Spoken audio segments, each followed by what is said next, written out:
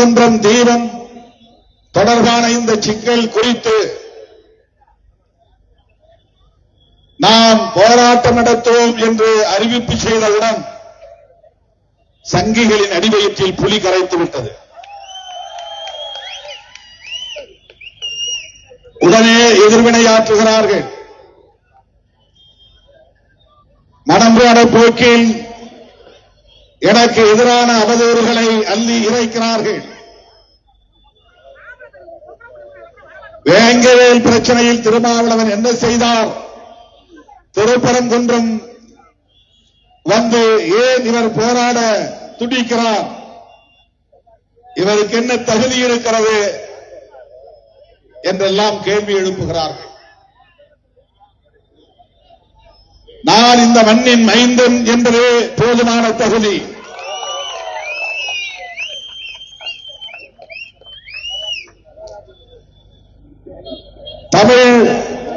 தமிழ் மண், தமிழ் மக்கள் என்கிற அடிப்படையிலே 40 ஆண்டு காலமாக இந்த களத்தில் நின்று போராடக்கூடியவன் என்பதே எனக்கான தகுதி. பொதுவாழ்வில் அடியெடுத்து வைத்த நாளில் இருந்து புரட்சியாளர் அம்பேத்கர், தந்தை பெரியார், மாவேலி மார்க்ஸ் ஆகியோரின் கருத்துக்களை உள்வாங்கியவன் என்கிற முறையில் சமூக நீதிக்காக குரல் கொடுப்பவன் என்கிற ஒன்றே எனக்கான தகுதி. மதத்தின் பெயரால், சாதியின் பெயரால் மக்களை பிளவுபடுத்தக் கூடாது. சகோதரத்துவம் இந்த மண்ணில் தழைத்தோங்க வேண்டும். சமூக நல்லிணக்கம் இங்கே பெருக வேண்டும், மேலோங்க வேண்டும் என்கிற அடிப்படையில் தொடர்ந்து வாதாடி கொண்டிருப்பவன், போராடி கொண்டிருப்பவன் என்பதே எனக்கான தகுதி. திருப்பரங்குன்றம் அமைதியாக இருக்கக்கூடிய ஒரு பகுதி. முருகப்பெருமானுக்குரிய வழிபாட்டு தலம். அதிலே யாருக்கு மாற்று கருத்து இல்லை. சில மாதங்களுக்கு முன்பு நான் மதுரைக்கு வந்திருந்த போது திருப்பரங்குன்றம் மலைக்கு, திருப்பரங்குன்றம் திருமுருகன் கோயிலுக்கு நான் சென்றேன்.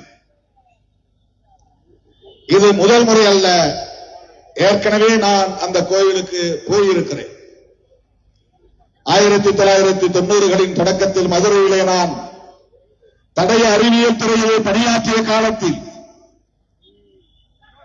எப்போதாவது கோயிலுக்கு போகிற வாய்ப்பு உண்டு.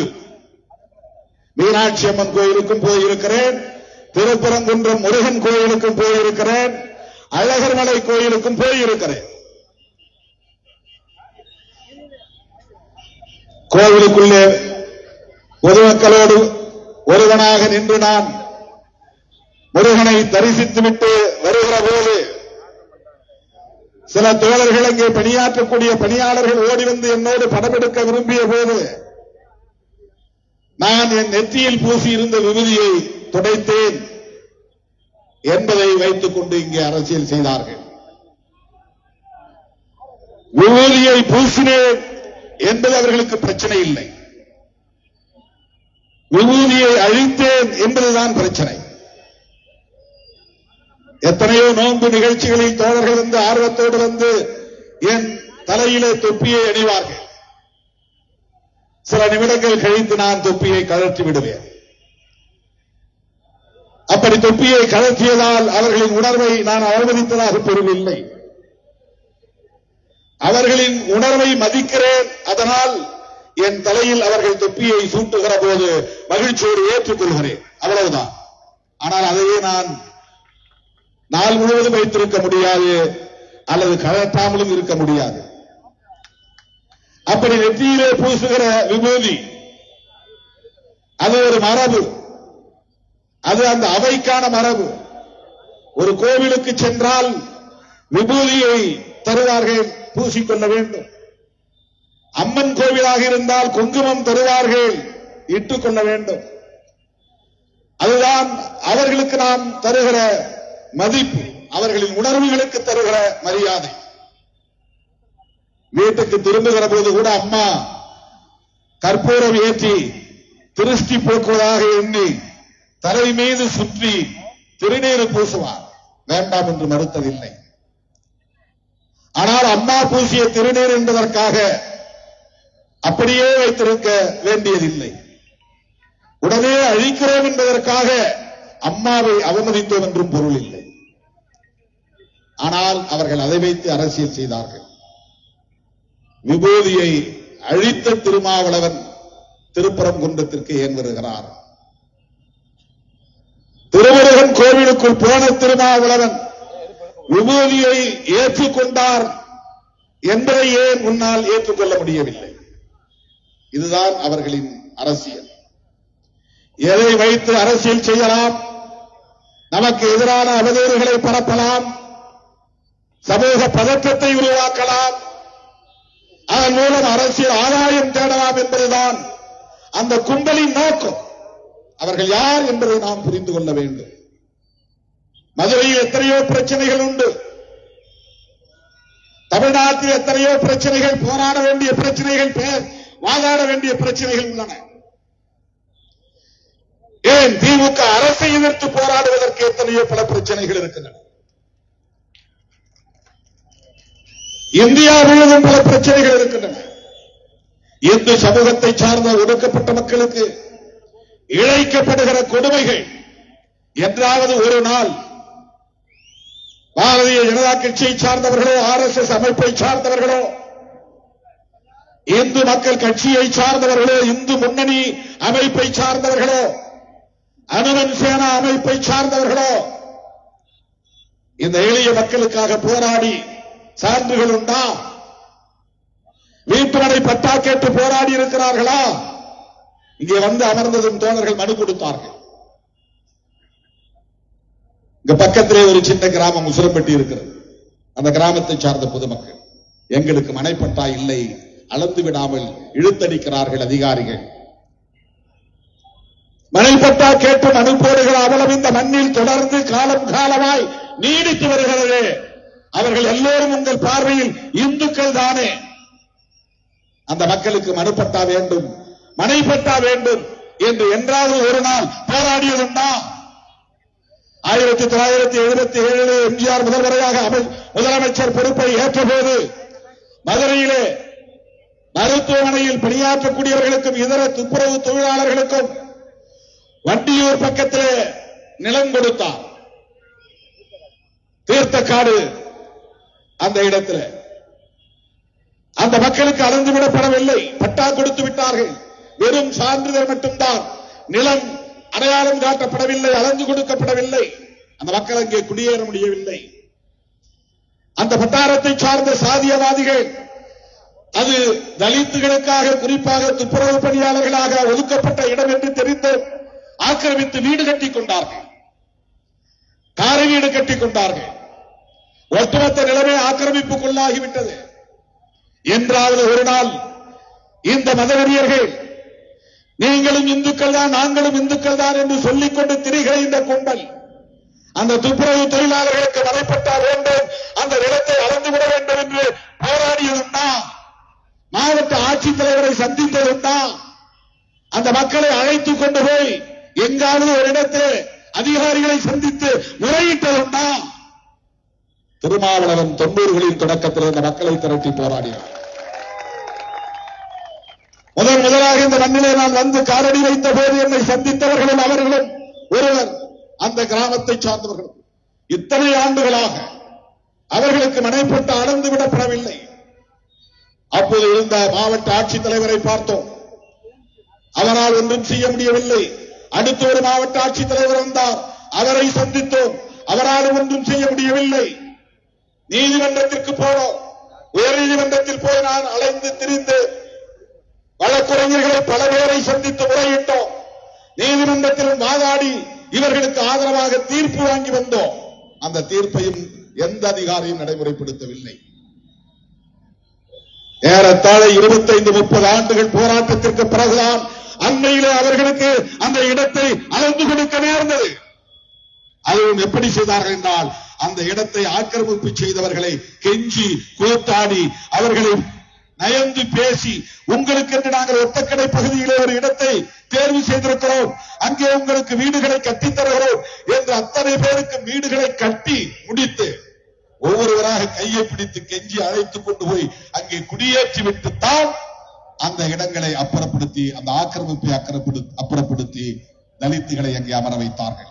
இவ்வளவு பெரிய போராட்டத்தை நடத்திய இயக்கம் விடுதலை சிறுத்தைகள் கட்சி 4 நூற்றாண்டு காலம் போராட்டம் நடத்தியது. அந்த இடத்திற்கு போராட்டம் நடத்திய அந்த மக்கள் யார்? கிறிஸ்தவர்களா? இஸ்லாமியர்களா? அவர்கள் யார்? அந்நியர்களா? இந்துக்கள் தானே. அவர்களை பற்றி இன்றைக்காவது ஒரு நாள் உங்களுக்கு சிந்தனை ஏற்பட்டதுண்டா? கவலை ஏற்பட்டதுண்டா? இப்படி அடுக்கிக் கொண்டே போகலாம்.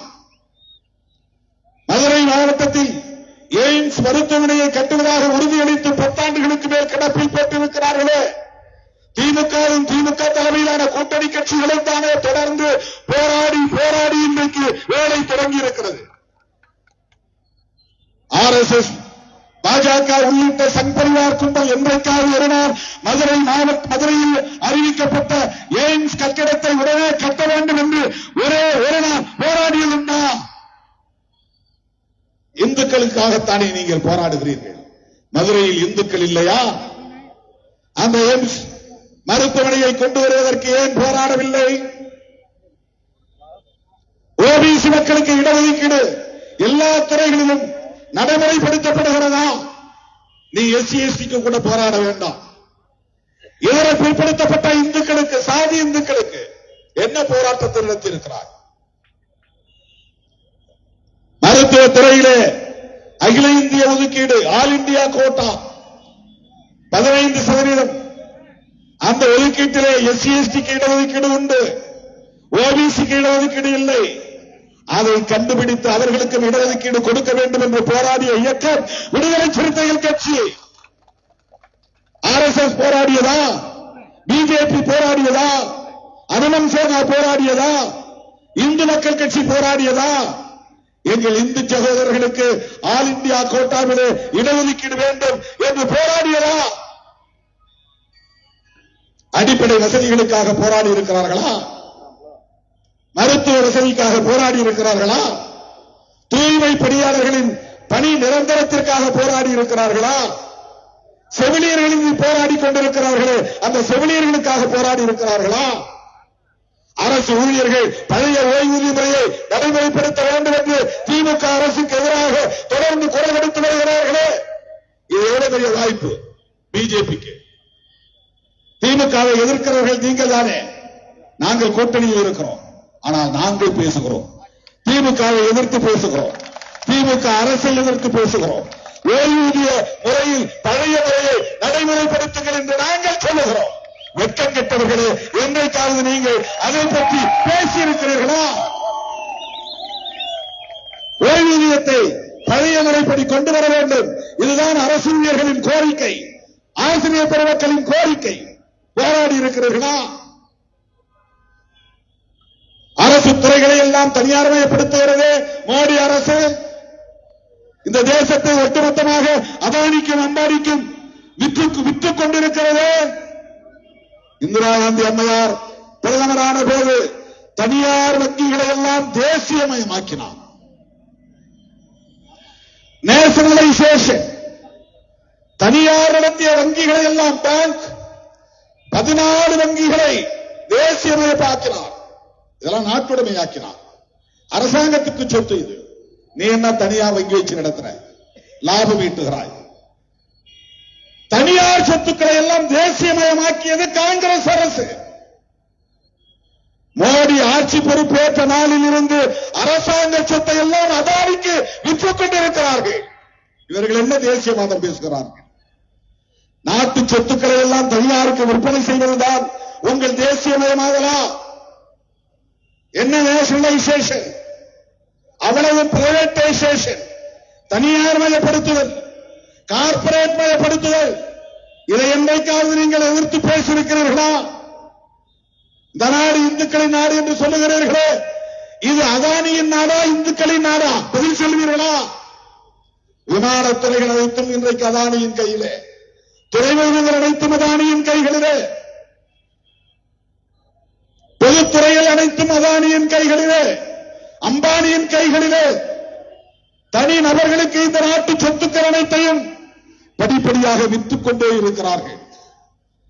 அனைத்தையும் தனியார்மயமாக்கிவிட்டு எப்படி நீங்கள் தேசிய வாதத்தை பேச முடியும்? நீங்கள் நினைக்கிற இந்து தேசியத்தை உருவாக்க முடியும்? நீங்கள் விரும்புகிற இந்து தேசியத்தை கூட உங்களால் எப்படி உருவாக்க முடியும்? நாட்டு சொத்து இந்துக்களுக்கு உடமையாக இல்லை, அதானிக்கு உடமையாக இருக்கிறது. ஒரு தனிநபருக்கு அல்லது ஒரு சில குறிப்பிட்ட முதலாளிகளுக்கு உடமையாக்கப்படுகிறது. ஏர் இந்தியா விமானத்துறை முழுவதும் இப்போது டாட்டாவுக்கு விற்பனை செய்யப்பட்டிருக்கிறது. அரசு சொத்து. அரசு சொத்து என்றால் மக்கள் சொத்து. அரசு சொத்து என்றால் நாட்டு சொத்து. நாட்டு சொத்தை எல்லாம் தனியார் சொத்தாக்குகிற கும்பல் இங்கே இந்துக்களின் நலன் குறித்து பேசுகிறது. உயர்கல்வியில இன்றைக்கு இந்துக்கள் எந்த அளவுக்கு வளர்ச்சி அடைந்திருக்கிறார்கள்? தமிழ்நாட்டிலே வளர்ச்சி அடைந்தக்கூடிய அளவுக்கு இதர மாநிலங்களிலே பிஜேபி வளர்ச்சி ஆட்சி இருக்கக்கூடிய மாநிலங்களிலே வளர்ச்சி அடைந்திருக்கிறதா? உத்தரப்பிரதேசத்திலே பிஜேபி ஆளக்கூடிய மாநிலங்களிலே இவர்கள் என்ன ஆய்வு செய்து கொண்டிருக்கிறார்கள்? மாட்டு மூத்திரம் குடித்தால் உடல் நலம் பெறும். இதுதானே உங்கள் ஆராய்ச்சி. சாணத்தை உருட்டி தின்றால் ஆயுள் நீடிக்கும். இதுதானே உங்கள் ஆராய்ச்சி. என்ன செய்து கிழித்திருக்கிறீர்கள்? இந்துக்களுக்காக என்ன செய்து கிழித்திருக்கிறீர்கள்? யாரை ஏய்க்க பார்க்கிறீர்கள்? RSS பாஜகவினரால் முஸ்லீம்களுக்கு ஆபத்து இல்லை, கிறிஸ்தவர்களுக்கு ஆபத்து இல்லை, அப்படி நாம் நினைத்துக் கொண்டிருக்கிறோம். அவர்களை எதிரிகளாக நிறுத்தி பெரும்பான்மைவாதம் பேசி ஆட்சியை தக்க வைத்து ஒட்டுமொத்த தேசத்தையும் முதலாளிகளுக்கு கார்பரேட் மயமாக்கி கொடுத்துவிட்டு இந்துக்களை ஓட்டாண்டிகளாக்கி வீதியிலே நிறுத்துவதுதான் பார்ப்பன கும்பலின் RSS கும்பலின் சதித்திட்டம். பாதிக்கப்பட போவது இந்துக்கள் தான். அண்ணாமலைக்கு மண்டையில் ஏதாவது இருந்தால் தானே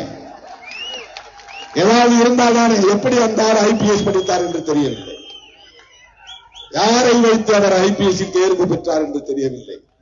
இந்துக்களுக்கு RSS கும்பலின் செயல் திட்டத்திற்கு துணை போகிற ஒவ்வொருவரும் இந்து சமூகத்திற்கு மிகப்பெரிய துரோகம் வைக்கிறார் என்றுதான். அவர்கள் இங்கே கட்டமைக்க விரும்புவது இந்து ராஷ்டிரம் அல்ல, பார்ப்பன ராஷ்டிரம், பிராமண ராஷ்டிரம்.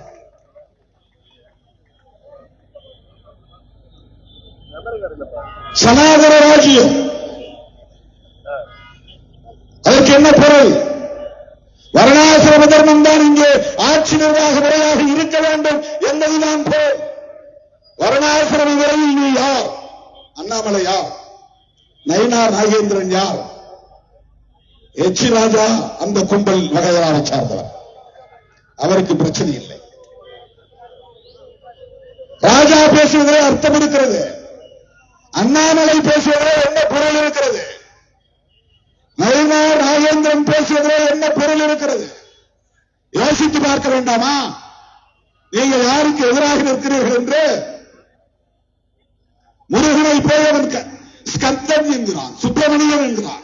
நான் கேட்கிறேன், அண்ணாமலையை கேட்கிறேன், நயினார் நாகேந்திரனை கேட்கிறேன். நயினார் நாகேந்திரன் தலைவரானது அண்ணாமலைக்கு பிடிக்கவில்லை. அதனால் அண்ணாமலை தனி ஆவர்த்தனம் செய்கிறார். நாள்தோறும் அவர் பத்திரிகையாளரை சந்தித்து பேட்டி கொடுக்கிறார். உன் கட்சிக்கு மாநில தலைவர் நயினார் நாகேந்திரன், உன் சீட்டை கிழிச்சாச்சு, உன் சீட்டு கிழிக்கப்பட்டு விட்டது, உன்னுடைய சீட்டு கிழிக்கப்பட்டு விட்டது, சாமியே சரணம் ஐயப்பா. அந்த முயற்சியில் இருப்பதை தோழர்கள் சனாதனத்தை எதிர்க்கிறோம் என்பதற்காக ஆதரவு தெரிவிக்கிறார்கள். எந்த பார்ப்பனராவது, நான் கேட்கிறேன், ஒரே ஒரு பார்ப்பனர் தன்னுடைய பிள்ளைக்கோ பேர பிள்ளைக்கோ முருகன் என்று பெயர் வைத்திருக்கிறானா? கொண்டு வந்த நிறுத்த மேடையில் நீ சொல்லுகிற அத்தனையும் நான் கேட்க விரும்புகிறேன். ஏன் நீ முருகன் என்று பெயர் வைக்க தயங்குகிறாய்? அண்ணாமலை இந்த கேள்வியை கேட்டு பதில் சொல்ல வேண்டும். நயினார் நாகேந்திரன் இந்த கேள்வியை பார்ப்பவர்களிடத்தில் கேட்டு பதில் சொல்ல வேண்டும். முருகன் என்று அவர்கள் ஒருபோதும் பெயர் வைக்க மாட்டார்கள். முருகன் மலை எப்படி ஸ்கந்தர் மலை என்றாக முடியும்? அவன் முருகனை ஸ்கந்தர்ங்கிறான். கந்தன் கூட கிடையாது. கந்தன் கூட தமிழாயிரம். ஸ்கந்தர் வடமொழி போட்டு ஸ்கந்தர்ங்கிறான். ஸ்கந்தர் அப்படின்னா என்ன அர்த்தம்னா, சுப்பிரமணியனுக்கு இன்னொரு பெயர் ஸ்கந்தர். சுப்பிரமணியன் யார்? அது வடமொழி பெயர். சுப்பிரமணியம் அப்படின்னு பேரு. சூன்னு முன்னால போட்டான்னா குமார், முன்னால சுகுமார் அப்படின்னு போட்டுவாங்க. குமார்னு தமிழ் பெயர் இருக்கு. குமார்னா முருகனுக்கு இன்னொரு பெயர் குமார். குமரன் அப்படிங்கிறது சுருக்கம் தான் குமார். நாம குமரன் சொல்றது கொஞ்சம் அதிகமா இருக்கு, குமார்னு சுருக்கிட்டோம். குமரன் என்பது தமிழ் பெயர். அந்த பெயரை இவன் சுப்பிரமணியன் என்று மாற்றிவிட்டான். சுப்பிரமணியம், பிரம்மண்யம் என்றால் பிராமணர்களுக்கு தொண்டு செய்யக்கூடியவன், பிராமணர்களை பாதுகாக்கக்கூடியவன், பிராமணர்களுக்கு உரிய கடவுள்.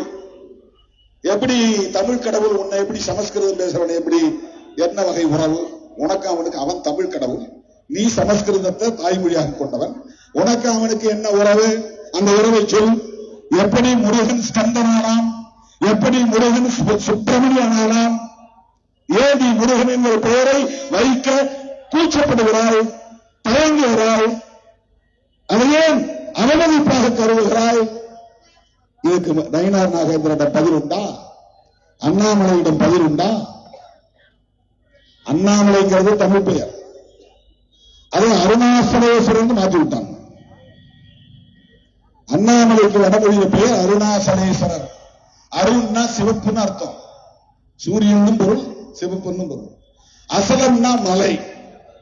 அது வடமொழியில அசலம், தமிழ்ல மலை. அருணாசலேஸ்வரர், அருணா அசலேஸ்வரர், அருண் செம்மலைன்னு பேர். அதுக்கு பொருள் எந்த நேரமும் அங்க சூரியன் மறைய நேரத்துல அது சிவப்பு நிறத்தோடு காட்சியளிக்கக்கூடிய ஒரு மரம், மலை. அதுக்கு இன்னொரு அர்த்தம் என்ன சொல்றாங்கன்னா, பல லட்சம் ஆண்டுகளுக்கு முன்னால் அந்த இடத்திலே எரிமலை ஒன்று இருந்து வெடித்தது. அந்த எரிமலை வெடித்த காலத்தில் அது மெல்ல மெல்ல குளிர்ந்த போது அது சிவப்பாகவே நீண்ட காலம் தெரிந்தது. அதனால் அது செம்மலை என்று அழைக்கப்பட்டது. செம்மலை தான் பிற்காலத்தில் வடமொழியிலே அருணாசலம், அருணாசலம் என்று பெயர் மாறியது. அது வடமொழி பெயர். பெருவுடையார் கோவில்ங்கிறது எது? பெரிய கோயில். அதை என்ன மாத்திட்டான்? பிரகதீஸ்வரர் ஆலயம் மாத்திட்டான். கோயில ஆலயம் மாத்திரான். கோயில்ங்கிறது தமிழ் சொல். கோன்னா அரசன், இல்லைன்னா அவன் இருக்கிற இடம். இறை என்றாலும் அரசு, கோ என்றாலும் அரசு. இறைவன் தங்கி மந்திரிகளோடு உரையாடக்கூடிய இடம் தான் கோயில். அந்த காலத்துல அப்பதான் சட்டமன்றம் கிடையாது. கோயில்ல தான் மந்திரி மன்னனும் உட்கார்ந்து பேசுவான். அங்க ஆயிரங்கால் மண்டபம் இருக்கும், அங்கதான் ஆயுத கிடங்கு இருக்கும், அங்கதான் மந்திரிகளோடு உட்கார்ந்து பேசுவார்கள். அரசன் அமரும் இடம்தான் கோயில். இறை என்றாலும் அரசு, இறைவன் என்றால் அரசன். அவர்கள் இருக்கிற இடம்தான் கோயில். இவன் அது ஆலயம் மாத்தினான் வடமொழியில. ஆக முருகன் பெயரை ஸ்கந்தன் என்றும் சுப்பிரமணியம் என்றும் மாற்றியவர்கள் யார்? அவன் எப்படி உரிமை கொண்டாட முடியும்? முதலில் முருகன் பெயரை சொல்லுகிற தகுதியே எச் ராஜாவுக்கு இல்லை. நீ யார்? உன் பின்னணி என்ன? உனக்கு எந்த வகையிலே இந்த கடவுள் உறவாகி இருக்க முடியும்? கிடையாது. உனக்கு வட இந்தியாவில் ஏதாவது கடவுள் இருக்கு, போய் பார்.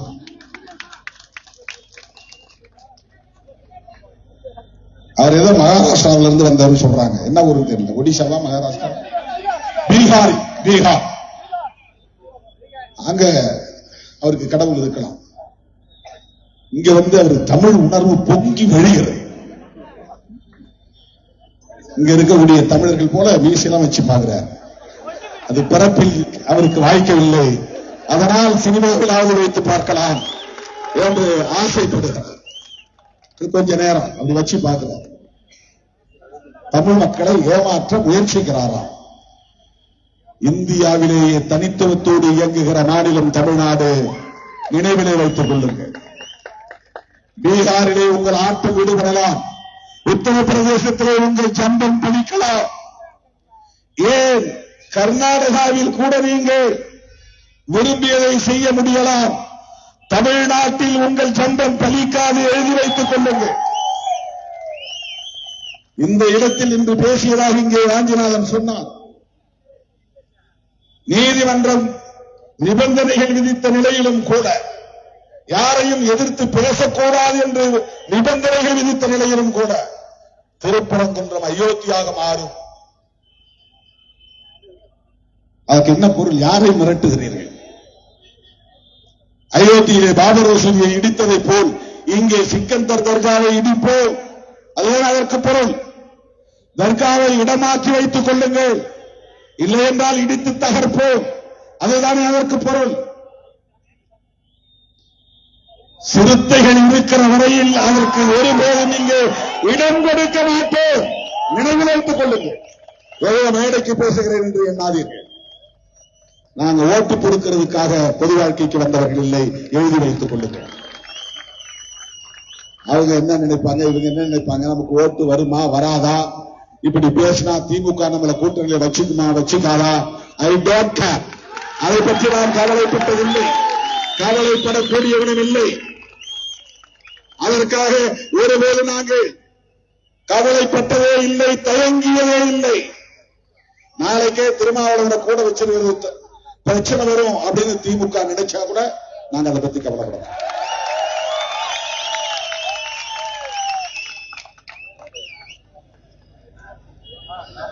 நாங்கள் மத நல்லிணக்கத்தை விரும்புகிறோம், சமூக நல்லிணக்கத்தை விரும்புகிறோம். சிறுபான்மை மக்கள் என்று நீங்கள் சொல்லக்கூடிய யாரும் அந்நிய நாட்டை சார்ந்தவர்கள் இல்லை. அவர்கள் எங்கள் சொந்தங்கள், எமது குருவி வழி சொந்தங்கள். இஸ்லாமியர்களாக இருந்தாலும் கிறிஸ்தவர்களாக இருந்தாலும் அவர்கள் அராபியாவில் இருந்து வந்தவர்கள் இல்லை, ஐரோப்பியாவில் இருந்து வந்தவர்கள் இல்லை. எங்கள் மூதாதையர்கள், முன்னோர்கள். அவர்களை நீ அந்நியர்களாக சித்தரிக்க முயற்சிக்கிறாய், அவர்களை நீ அச்சுறுத்த பார்க்கிறாய், அவர்களை எப்போதும் நீ பயத்திலே பீதியிலே வைத்திருக்க வேண்டும் என்று விரும்புகிறாய். அதற்கு எங்கள் சகோதரர்களை நீ பயன்படுத்துகிறாய். எங்கள் தம்பி பூரணச்சந்திரனின் உயிரை நீ குடித்திருக்கிறாய். அவன் இந்த மண்ணின் மைந்தன். அவனிடத்திலே நீ மதவெறியை தூண்டிவிட்டு அவன் இன்றைக்கு உயிரிழக்கும் நிலை ஏற்பட்டதற்கு யார் பொறுப்பு? இந்த சங்க பரிவார கும்பல் தான் பொறுப்பு. மொழிக்காக உயிரிழந்தவர்கள் உண்டு, இனத்திற்காக தீக்குளித்தவர்கள் உண்டு, உலகத்தில் அப்படி நுழைந்திருக்கின்றன. ஆனால் மதவெறியை தூண்டி இந்திய மண்ணில் இன்றைக்கு, அதுவும் தமிழ் மண்ணில் இப்படி ஒரு உயிர் பலியை கொடுத்து அதை வைத்து அரசியல் செய்ய பார்த்தார்கள். நல்ல வேளை பூரணச்சந்திரனின் குடும்பம் விழிப்பாக இருந்தது. இந்த இடம் நீங்க அரசியல் செய்கிற இடம் இல்லை, வெளியேறுங்கள் என்று விரட்டி இருக்கிறார். 2 நாட்களுக்கு முன்பு நான் வந்ததும் தோழரிடத்திலே சொன்னேன், பூரணச்சந்திரன் குடும்பத்தினரை சந்தித்து ஆறுதல் சொல்ல வேண்டும், வாய்ப்பு இருக்கிறதா என்று கேட்டேன். தோழர்கள் விசாரித்து விட்டு சொன்னார்கள், நாங்க பிஜேபி காரனையே வர வேணாம் சொல்லிட்டோம், அண்ணன் இப்ப வர வேண்டாம் என்று பதில் சொல்லியிருக்கிறார். அதனால ராஜா அவர்களே, திருப்பரங்குன்றத்தை உங்களால் அயோத்தியாக மாற்ற முடியாது, எழுதி வைத்திருக்கிறார். அது உத்தரப்பிரதேசத்தில். அங்கே மதம் சார்ந்த சிந்தனையாளர்கள் இருதரப்பிலும் இருந்தார்கள். இங்கே மத சார்பற்ற சக்திகள் பெரும்பான்மையாக இருக்கிறோம், ஜனநாயக சக்திகள் பெரும்பான்மையாக இருக்கிறோம். ஒரு புறம் இஸ்லாமியர்கள் இருக்கலாம், இன்னொரு புறம் இந்துக்கள் இருக்கலாம், அந்த மத நம்பிக்கை உள்ளவர்கள் இருதரப்பிலும் இருக்கலாம். அதை தாண்டி மத சார்பற்ற சக்திகளாக இங்கே நாங்கள் பெரும்பான்மையாக இருக்கிறோம். இருதரப்பாரையும் நாங்கள் மதிக்கக்கூடியவர்கள், இருதரப்பாரின் உணர்வையும் நாங்கள் மதிக்கக்கூடியவர்கள். எங்களுக்கு அதில் நம்பிக்கை இல்லாமல் இருக்கலாம், ஆனால் எம் மக்கள் கொண்டிருக்கிற நம்பிக்கையில் எங்களுக்கு ஒரு மரியாதை இருக்கிறது. அந்த மதிப்பை நாங்கள் தருகிறோம். எங்களுக்கு இந்துக்களும் பகைவர்கள் இல்லை, இஸ்லாமியர்களும் எங்களுக்கு பகைவர்கள் இல்லை. உங்களை போல யாருக்கு எதிராகவும் நாங்கள் வெறுப்பு அரசியலை பேசவில்லை. நாங்கள் உங்களை விமர்சிக்கிறோம். பிஜேபிக்கு எதிராகவும் நாங்கள் வெறுப்பை உணரவில்லை, வெறுப்பை கக்கவில்லை. நீங்கள் செய்கிற சதிகார அரசியலை அம்பலப்படுத்துகிறோம். இந்துக்களை ஏமாற்றுகிற முயற்சியை முறியடிக்கிறோம். சங் பரிவார்களின் திட்டத்தை தோலுரித்து காட்டுகிறோம். அவன் என்ன செய்யறான் தெரியுமா? இந்தியா முழுக்க கையில் ஆட்சி இருக்கிற காரணத்தினால் அதிகாரத்தை பயன்படுத்தி இந்தியா முழுவதும் எத்தனை மசூதிகள் இருக்கின்றன, அந்த மசூதிகளுக்கு எவ்வளவு சொத்துக்கள் இருக்கின்றன, வக்ஃப் வாரியத்தின் சொத்துக்கள் இந்தியா முழுவதும் எத்தனை லட்சம் கோடிகள், இந்தியா முழுவதும் எவ்வளவு தேவாலயங்கள் இருக்கின்றன, சர்ச்சுகள் இருக்கின்றன, அந்த சர்ச்சுகளுக்கான சொத்துக்கள் எவ்வளவு, தமிழ்நாட்டிலே எவ்வளவு, இந்தியா முழுவதும் எவ்வளவு, எத்தனை பள்ளிகள் இருக்கின்றன, எத்தனை கல்லூரிகள் இருக்கின்றன, எத்தனை மருத்துவமனைகள் இருக்கின்றன, எத்தனை நிறுவனங்கள் இவர்களுக்கு சொந்தமாக இருக்கின்றன. இதை கண்டுபிடிக்கிறான், இதை ஆய்வு செய்கிறான். இதை ஆய்வு செய்வதற்கென்றே ஒரு குழுவை போட்டு வைத்திருக்கிறான். RSS சங் பரிவார்கள் செய்கிற வேலை. சங் பரிவார்கள் என்றால் சங்குன்னா சங்கம், பரிவார்னா குடும்பம். RSS என்கிற குடும்பத்தை சார்ந்த அமைப்புகள் வேற வேற பேர்ல இருப்பான், புதுசு புதுசா உருவாக்கிக்குவான், ஆனா ஒரே விஷயத்துக்காக குரல் கொடுப்பான். அதான் சங் பரிவார் அமைப்பு. ஒருத்தர் ஹைகோர்ட்ல கேஸ் போட்டிருக்காங்க, ஒரு தம்பி, அவன் பேர் ராம ரவிக்குமார். அவன் நம்மள மாதிரி சாதாரணமா தெரிஞ்சுக்கிட்டு இருந்தவன் தான். இப்ப காவி சட்டை போட்டுக்கிட்டு தாடி வளர்த்துக்கிட்டு மகாமுனி மாதிரி ஒரு வேஷத்தை காட்டுறான். அவன் ஒரு சாதாரண ஒரு தம்பி தான். அவன் இன்றைக்கு ஒரு அமைப்பு. அது 2 பேர் இந்த கட்சி தான். ஒருத்தர் அர்ஜுன் சம்பத், ஒருத்தர் ராம ரவிக்குமார். 2 பேரும் ஒன்னா உடைஞ்சிட்டாங்க. இப்ப இவன் ஒரு கட்சி, அவன் ஒரு கட்சி. அவன் கட்சி ஆள் கிடையாது, வெறுமனை அறிக்கை விடுவதுதான். அவங்கள வச்சு கேஸ் போட்டுக்கிறாங்க. அவங்க அந்த தம்பி போய் கேஸ் போடுறவங்க, அவருக்கு நாட்டில் எவ்வளவோ பிரச்சனைகள் இருக்கு, அதெல்லாம் அவருக்கு பிரச்சனை இல்லை. அந்த அளவைக்கல் சர்வேக்கல்ல போய் தீபம் ஏற்றுவதுதான் இந்துக்களுக்கு மிகப்பெரிய பிரச்சனை. அந்த தீபம் ஏற்றிவிட்டால் எல்லோருக்கும் கல்வி கிடைத்துவிடும். அதில் தீபம் ஏற்றிவிட்டால் எல்லோருக்கும் சோறு கிடைத்துவிடும். அங்கே தீபம் ஏற்றிவிட்டால் எல்லோருக்கும் மனைப்பட்டா கிடைத்துவிடும். அங்கே தீபம் ஏற்றிவிட்டால் எய்ம்ஸ் கல்லூரி உடனே வந்துவிடும். அங்கே தீபம் ஏற்றிவிட்டால் எல்லோருக்கும் எல்லா வசதிகளும் கிடைத்துவிடும். அவங்க சிந்தனை எப்படி இருக்கிறது பாருங்க. அந்த கல்லு சலவை, அது அளவைக்கல். அளவைக்கல்னா சர்வேக்கல். சர்வேக்கல்னா நாயக்கர் காலத்துல ஊன்றப்பட்ட கல். அதுக்கு பல ஆதாரங்கள் இருக்கின்றன. தீபம் ஏற்றுகிற வரலாறு உண்டா என்றால் உண்டு. அது எங்கே? மேலே மலை உச்சியிலே இருக்கிற பிள்ளையார் கோவில் பக்கம் இருக்கிற ஒரு தூண். 400 ஆண்டுகளாக அந்த தூணில் தீபம் ஏற்றுவது வாடிக்கை, யாரும் மறுக்கல. அந்த மலை உச்சியில் சமணர்கள் வழிபாட்டு தலம் இருக்கிறது, இஸ்லாமியர்களின் பள்ளிவாசல் இருக்கிறது. தர்கா வேற இருக்கிற, தர்கா வேற, பள்ளிவாசல் வேற. பள்ளிவாசல மசூதிங்கிறோம், தமிழ்ல பள்ளிவாசல். தர்காங்கிறது அவர்கள் முன்னோர் ஞானிகள், மார்க்க அறிஞர்கள் காலத்தை முன்னுணர்ந்து கணித்து சொல்லக்கூடியவர்கள் இறந்து போனால் அவர்களை அடக்கம் செய்கிற இடத்துக்கு பெயர் தர்கா. அப்படி அடக்கம் செய்பவர்களை கூட வழிபாடு செய்யக்கூடாது என்பது இஸ்லாத்திலே ஒரு தரப்பாரின் நம்பிக்கை. சிலர் அப்படி வழிபாடு செய்யலாம், அது ஒன்றும் தவறில்லை என்று தர்கா கட்டி வழிபாடு செய்கிறார்கள். நாகூர் தர்கா நீங்க கேள்விப்பட்டிருப்பீங்க. எல்லா இந்து கோயிலுக்கும் போய் எங்களுக்கு ஒண்ணாகல, நாகூர் தர்காவுக்கு போனா என் புள்ள நல்லா போச்சு, கை சரியா போச்சு, மனநலம் பாதிக்கப்பட்டிருந்தா அவனுக்கு நல்ல மனசு சரியா போச்சு, மூளை தெளிவாய் போச்சு, இப்படி சொல்றவங்கள நான் சின்ன பிள்ளைல கேட்டிருக்கேன். ஒரு நம்பிக்கை. அங்க போயிட்டு வந்தா அவன் கொஞ்சம் மென்டலி ரிட்டார்டா இருந்தா கூட அவன் நலம் பெற்று விடுவான், நலம் பெற்று விடுவான் என்கிற ஒரு நம்பிக்கை. அப்படி தர்கா வழிபாடு கூடாது, இஸ்லாத்திலே அப்படி ஒரு நம்பிக்கை இருக்கிறது. ஆக பள்ளிவாசல் இங்கே இருக்கிறது, திருப்பரங்குன்ற மலையில தர்கா இருக்கிறது, கீழே முருகன் கோவில் இருக்கிறது, மேலே விஸ்வநாதர் கோவில் இருக்கிறது, உச்சியிலே பிள்ளையார் கோவில் இருக்கிறது. இது இல்லாம சமணர் குகையும் இங்கே இருக்கிறது, சமணர் வழிபாட்டு தரம் இருக்கிறது. பலதரப்பட்ட மத நல்லிணக்கம் நிறைந்த ஒரு மலை திருப்பரங்குன்ற மலை. இவ்வளவு நாளா யாரும் சண்டை போட்டுக்கலையே. இஸ்லாமியரும் அங்கே போனார்கள், இந்துக்களும் அங்கே போனார்கள், சமணர்கள் இப்ப யாரும் பெரிய அளவில் இங்கே இல்ல.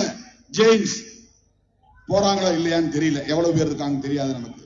ஆனா தொல்லியல் துறையின் கட்டுப்பாட்டிலே அதையெல்லாம் பாதுகாக்கப்படுகின்றன, பராமரிக்கப்படுகின்றன.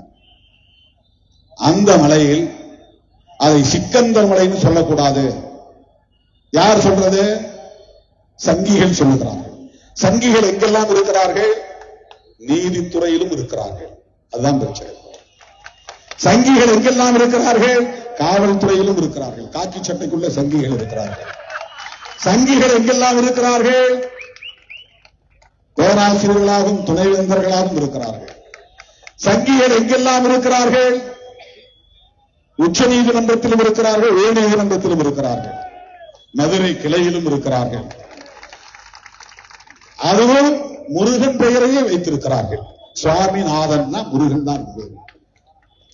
முருகனுடைய இன்னொரு பெயர் கும்பகோணம் பக்கத்தில் சுவாமி மலைன்னு, அது முருகன் வழிபாட்டு தலம் தான். நாதன் அப்படின்னா தலைவன் அப்படின்னு பொருள், வேற ஒண்ணும் கிடையாது. அது வடமொழியில அது என்ன சுருக்கமா நாத் அப்படின்றாங்க. பிரேம்நாத், ராஜ்நாத், நாத்னா தலைவன் அப்படின்னு அர்த்தம். அதை நம்ம தமிழ் படுத்தும் போது நாதன் அப்படின்னு தமிழ் படுத்தும். வடமொழிக்காரன் சுவாமிநாத் அப்படின்னு வச்சிருவான். தமிழ் சாமிநாதன். அப்போ சுவாமிநாதன் வடிவத்திலும் சங்கி மதுரை மண்ணிலே உண்டு. அவங்க தீர்ப்பு எழுதுறாங்க. என்ன தீர்ப்பு? யாரும் மக்கள் எந்த பிரச்சனையும் பண்ணல. இஸ்லாமியர்களுக்கும் இந்துக்களுக்கும் திருப்பரங்குன்றத்தில் ஏதாவது மோதல் வெடித்ததா? ஏதாவது போராட்டம் நடந்ததா? ஏதாவது ரத்தக்களரி நடந்ததா? ஒண்ணுமே கிடையாது. ஒரு தம்பியை வச்சு வழக்கு போட வச்சு ஆள் செட் பண்ணி ஒரு தீர்ப்பு.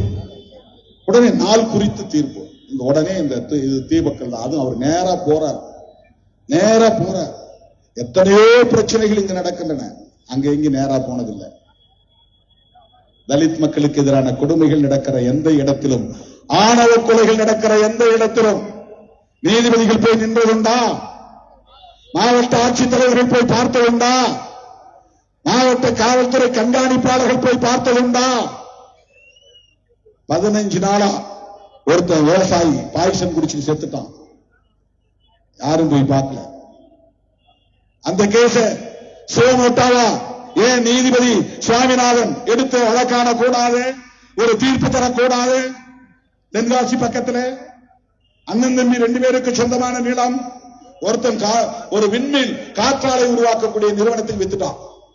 எனக்கு தெரியாம வித்துட்டான் என் சொந்தக்காரன், என் தம்பி.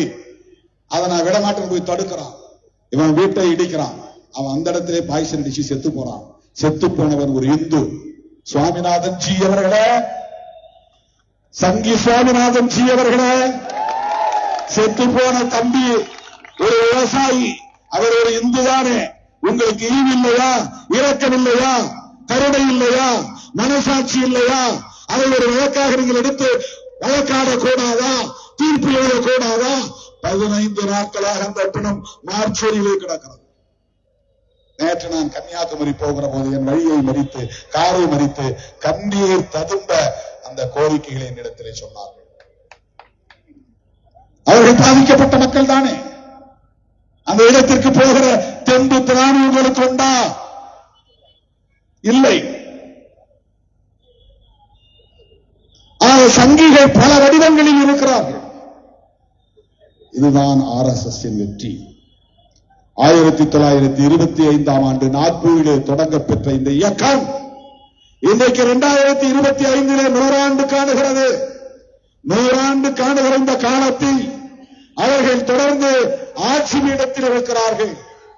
ஆட்சி பீடத்தில் இருக்கிற இந்த வாய்ப்பை பயன்படுத்தி அவர்களின் குருநாதர் யார்? ஹெட்கேவர். அவர்களின் குருநாதர், அவருடைய சீடர் யார்? கோல்வாக்கர். அவர் வரையறுத்த கொள்கை, கோட்பாடுகள், கனவு திட்டங்கள் என்னவென்றால், இந்த தேசம் இந்துக்களின் தேசமாக பிரகடனப்படுத்தப்பட வேண்டும். இந்துக்களின் நாடாக பிரகடனப்படுத்தப்பட வேண்டும். புதிதாக அமையவிருக்கிற விடுதலை பெற்ற இந்தியாவில் வகுக்கப்படவிருக்கிற அரசமைப்பு சட்டத்தில் அரச மதம் இந்து மதமாக இருக்க வேண்டும். அதுதான் அவரின் கனவு. அவர் கனவிலே மண்ணல்லி போட்டவர் யார்? மாமனிதர் புரட்சியாளர் அம்பேத்கர். இன்றைக்கு RSS தேசிய தலைவராக இருக்கிற மோகன் பகவத் ஒன்றை சொல்லி இருக்கிறார். இந்திய அரசமைப்பு சட்டத்தில் 1976 மிசாவுக்கு பிறகுதான் மதச்சார்பின்மை என்பது புகுத்தப்பட்டது. இதுதான் பிரச்சனை. பிரச்சனையின் மையமே இதுதான். RSS ராஷ்டிரிய சுயசேவக் சங் இந்த அமைப்பு பிராமணர்களால் உருவாக்கப்பட்ட பிராமணர்களுக்கான இயக்கம். அது இந்துக்களுக்காக உருவாக்கப்பட்ட அமைப்பு இல்லை. முதலில் அந்த அடிப்படையை புரிந்து கொள்ள வேண்டும். அண்ணாமலையே, நயினார் நாகேந்திரன் ஆகிய தோழர்களே, நீங்கள் புரிந்து கொள்ள வேண்டும். அக்கா தமிழிசை அவர்களே, நீங்கள் புரிந்து கொள்ள வேண்டும். அண்ணன் பெண்ணார் அவர்களே, என்ன காரியத்தை செய்து கொண்டிருக்கிறீர்கள் என்பதை நீங்கள் புரிந்து கொள்ள வேண்டும். புரட்சியாளர் அம்பேத்கர் அவர்களை நீங்கள் ஏற்றுக்கொண்டதாக சொல்லி நடிக்கிறீர்களே, உங்கள் தலைவர் மோடி போய் அம்பேத்கரின் காலடியை தொட்டு வணங்குவதாக நாடகம் ஆடுகிறீர்களே, அம்பேத்கர் ஜெயந்தி கொண்டாடுகிறீர்களே, இதுவெல்லாம் உங்கள் மனத்தை தொட்டு சொல்லுங்கள், உள்ளத்தை தொட்டு சொல்லுங்கள், மனசாட்சியோடு சொல்லுங்கள். உண்மையா இது? அவர் மீது உங்களுக்கு நம்பிக்கை உண்டா? மதிப்பு உண்டா? அவரை ஏற்றுக்கொண்டவர்களா நீங்கள்? அப்படி என்றால் அவர் கண்ட கனவை நனவாக்குவதற்கல்லவா நீங்கள் போராட வேண்டும். அவர் என்ன விரும்பினார்? இந்த தேசம் மதசார்பற்ற ஒரு தேசமாக இருக்க வேண்டும். இந்த அரசு மதசார்பற்ற அரசாக இருக்க வேண்டும். இந்த மண்ணில் எந்த மதத்தையும் யாரும் பின்பற்றலாம், எத்தனை மதங்களும் இங்கே வாழலாம். அந்த மதங்களை சேர்ந்த மக்கள் அத்தனை பேரும் சகோதரத்துவத்தோடு வாழ வேண்டும். இதுதானே அம்பேத்கர் கண்ட கனவு. சுதந்திரம், சமத்துவம், சகோதரத்துவம் கொண்ட ஒரு ஜனநாயக குடியரசை, மதசார்பற்ற குடியரசை, ஒரு சோசலிச குடியரசை நிறுவுவதுதானே புரட்சியாளர் அம்பேத்கர் கண்ட கனவு. உங்கள் மனசாட்சியை தொட்டு சொல்லுங்கள். எல் முருகன் அவர்களே, நீங்கள் அம்பேத்கரையும் தலைவராகத்தானே கொண்டிருப்பதாக சொல்லுகிறீர்கள். எவ்வளவு பெரிய ஏமாற்ற நடவடிக்கை! நீங்கள் சார்ந்த சமூகத்தை ஒட்டுமொத்தமாக ஏமாற்றி நீங்கள் ஒருவர் பிழைப்பதற்காக அம்பேத்கர் பெயரை பயன்படுத்துகிறீர்களே, இது உங்களுக்கு மனசாட்சியை உறுத்தாதா? உங்களுக்கு மனசாட்சியை உறுத்தாதா? அம்பேத்கர் வெளியில் தான் நீங்கள் நடக்கிறீர்களா? மதச்சார்பின்மை என்பது அம்பேத்கர் கோட்பாடா, கோல்வாக்கர் கோட்பாடா? நீங்கள் யாருடைய கோட்பாட்டை ஏற்றுக்கொண்டிருக்கிறீர்கள்? கோல்வாக்கருடைய கோட்பாடு அம்பேத்கர் கோட்பாடு ஒன்றா? ஒரு தம்பி கேட்கிறார். அவர் என்ன அண்ணன் சொல்றதுனால இப்ப தம்பின்னு சொல்றேன். ஒரு தம்பி சொல்கிறார், பெரியாரையும் அம்பேத்கரையும் ஒரே நேர்கோட்டில் வைக்க முடியுமா? நீ பெரியார் புராணம் பாடுகிறாய், அதனால் நான் பெரிய புராணம் பாடுவேன். பிராமண கடற்பாறை கொண்டு திராவிட கோட்டையை இடிப்பேன். அந்த தம்பிக்கு நான் சொல்லுகிறேன், நீங்கள் வெளிப்படையாக வந்து விட்டீர்கள். பூனைக்குட்டி வெளியே வந்து விட்டார். இவ்வளவு காலம் நாங்கள் நம்பிக்கொண்டிருந்தோம் நீங்கள் தமிழ் தேசியம் தான் பேசுகிறீர்கள் என்று. இப்போதுதான் தெரிகிறது நீங்கள் இந்து தேசியம் தான் பேசுகிறீர்கள் என்று. நீங்கள் இந்து தேசியம் கூட பேசவில்லை, பிராமண தேசியம் பேசுகிறீர்கள், கோல்வாக்கர் தேசியம் பேசுகிறீர்கள். எவ்வளவு பெரிய ஒரு ஏமாற்று நடவடிக்கை இது! எது தமிழ் தேசியம்? பெரியாரை இழிவுபடுத்துவதும் பெரியாரின் அரசியலை தகர்ப்பதுமா தமிழ் தேசியம்?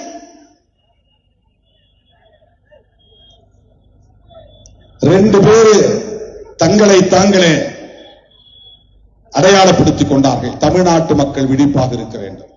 ஒரு தம்பி இப்ப புதுசா கட்சியை தொடங்கிய தம்பி,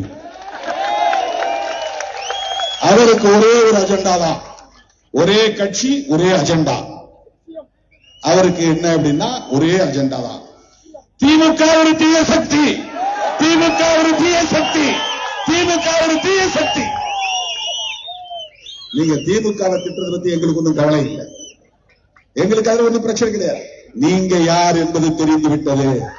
நீங்கள் தமிழுக்காகவும் தமிழ்நாட்டு மக்களுக்காகவும் தமிழ் மண்ணுக்காகவும் போராடுவதற்காக கட்சி தொடங்கவில்லை.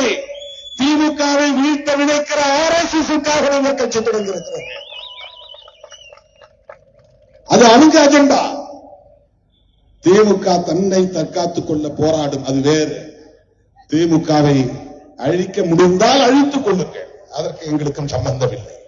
நாங்கள் ஒருபோதும் அதற்காக வாதாட வரமாட்டோம். எங்களுக்கு அதில் பிரச்சனை கிடையாது. எங்களுக்கு ஒரு கொள்கை இருக்கிறது. அந்த கொள்கையை நாங்கள் உயர்த்தி பிடிப்பதற்கு எங்களுக்கு சில தோழமை சக்திகள் இந்த களத்திலே உண்டு. நாங்கள் பேசுகிற அரசியலை திமுகவும் பேசுகிறது, அதிலே உறுதியாக இருக்கிறது என்பதால் நாங்கள் அவர்களோடு கைகோர்த்து நிற்கிறோம். அவ்வளவுதான். நீ திமுகவை வீழ்த்துவதற்காக மட்டும் போராடவில்லை, பெரியார் அம்பேத்கர் பேசிய அரசியலையும் சேர்த்து வீழ்த்துவதற்காக போராடி கொண்டிருக்கிறார்கள். தம்பி சீமானும் தம்பி விஜயும் இன்றைக்கு RSS பெற்றெடுத்த பிள்ளைகள் என்பது அம்பலமாகிவிட்டது. பாஜகவின் பிள்ளைகள் என்பது அம்பலமாகிவிட்டது. பிரபாகரன் பெயரை சொல்லி தமிழ்நாட்டு மக்களை ஏமாற்றி விடலாம் என்று கணக்கு போட வேண்டாம், சொல்ல கடமைப்பட்டிருக்கிறோம். திமுககாரர்கள் பேசாமல் இருக்கலாம், திமுககாரர்கள் வாய்மூடி மௌனித்திருக்கலாம். திருமாவளவனால் அப்படி இருக்க முடியாது. திமுகவும் திமுகவும் அமைதியாக இருக்கலாம். அதற்கு பல காரணங்கள் இருக்கலாம். நாங்கள் உயர்த்தி பிடிக்கிற அரசியல் திராவிடம் என்கிற சமூக நீதி அரசியல். அது திமுகவுக்கு சொந்தமானதல்ல, அது திராவிட கழகத்திற்கு மட்டும் சொந்தமானதல்ல. எனது பாட்டன் அயோத்திதாச பண்டிதர் முன்மொழிந்த அரசியல், ஆரியத்திற்கு எதிரான அரசியல், பார்ப்பனியத்திற்கு எதிரான அரசியல், புரட்சியாளர் அம்பேத்கர் உயர்த்தி பிடித்த அரசியல். என்ன கத்தி பேசிவிட்டால் அது நியாயமாகிவிடுமா? உறக்க பேசிவிட்டால் நியாயமாகிவிடுமா? தமிழ் தேசிய கடப்பாறை கொண்டு திமுக கோட்டையை இடிப்போம் என்று சொன்னால் கூட அதில் ஒரு பொருள் இருக்கிறது. அல்லது தமிழ் தேசிய கடப்பாறை கொண்டு திராவிட தேசியத்தை இடிப்போம் என்று சொன்னாலும் அதில் ஒரு பொருள் இருக்கிறது. நீ பிராமண கடப்பாறையை கொண்டு இடிப்போம் என்றால் நீ யாருடைய கையால்? யாருடைய கையால்? எப்படியோ எல்லாம் நாங்கள் வேடிக்கை பார்க்க முடியும். தமிழ்நாட்டு மக்களை ஏமாற்றி விடலாம் என்று கணக்கு போடுகிறீர்களா? நாங்கள் கூட திமுகவை விமர்சித்தவர்கள் தான். 1990களின் தொடக்கத்தில் திருமாவளவன் பேசிய பேச்சை எடுத்து பாருங்கள். பனைகள் பூங்கா அருகே நான் பேசிய பேச்சை கேட்டுவிட்டு அன்றைய திராவிட முன்னேற்ற கழக தலைவர் கலைஞர் கருணாநிதி அவர்கள் முரசொலியிலே எழுதினார். என்னை கிண்டல் அடித்து நக்கல் வைத்து புதிய மகாத்மா என்று போட்டு எழுதினார். நாங்களும் பேசியிருக்கிறோம்.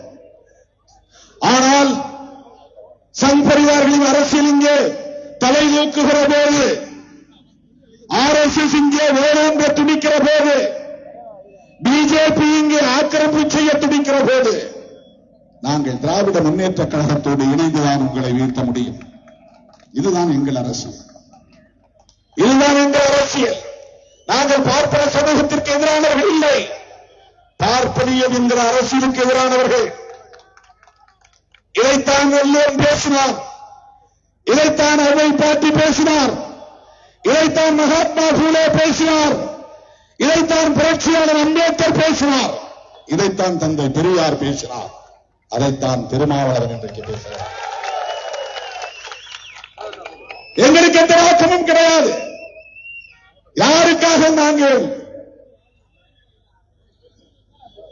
முட்டுக் கொடுக்க வேண்டிய அவசியம் இல்லை. யாருடைய தயவிலும் நாங்கள் வளரவில்லை. எங்கள் உழைப்பில், எங்கள் சாமர்த்தியத்தில், எங்கள் போராட்டத்தில்,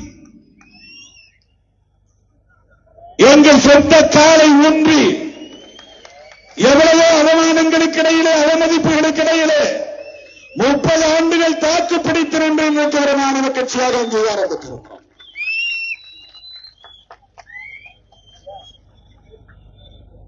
ஒரு கூட்டணியிலே ஒரு கட்சி இடம்பெறுவது என்பது வெறும் சாதி பேனர் வச்சுலாம் இணைக்க முடியாது.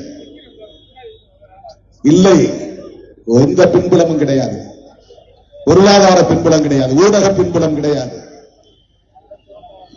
என் தாத்தாவோ அப்பாவோ யாரும் அரசியலில் பெரும் பதவி வகித்தவர்கள் கிடையாது. சாதாரணமாக ஆடு மாடு மேய்ப்பவனின் பிள்ளையாக பிறந்தவன் திருமாவளவன். கையளவு நிலமில்லாதவனுக்கு பிறந்தவன் திருமாவளவன். மாற்று உடைக்கு வழி இல்லாத குடும்பத்திலே பிறந்தவன் திருமாவளவன்.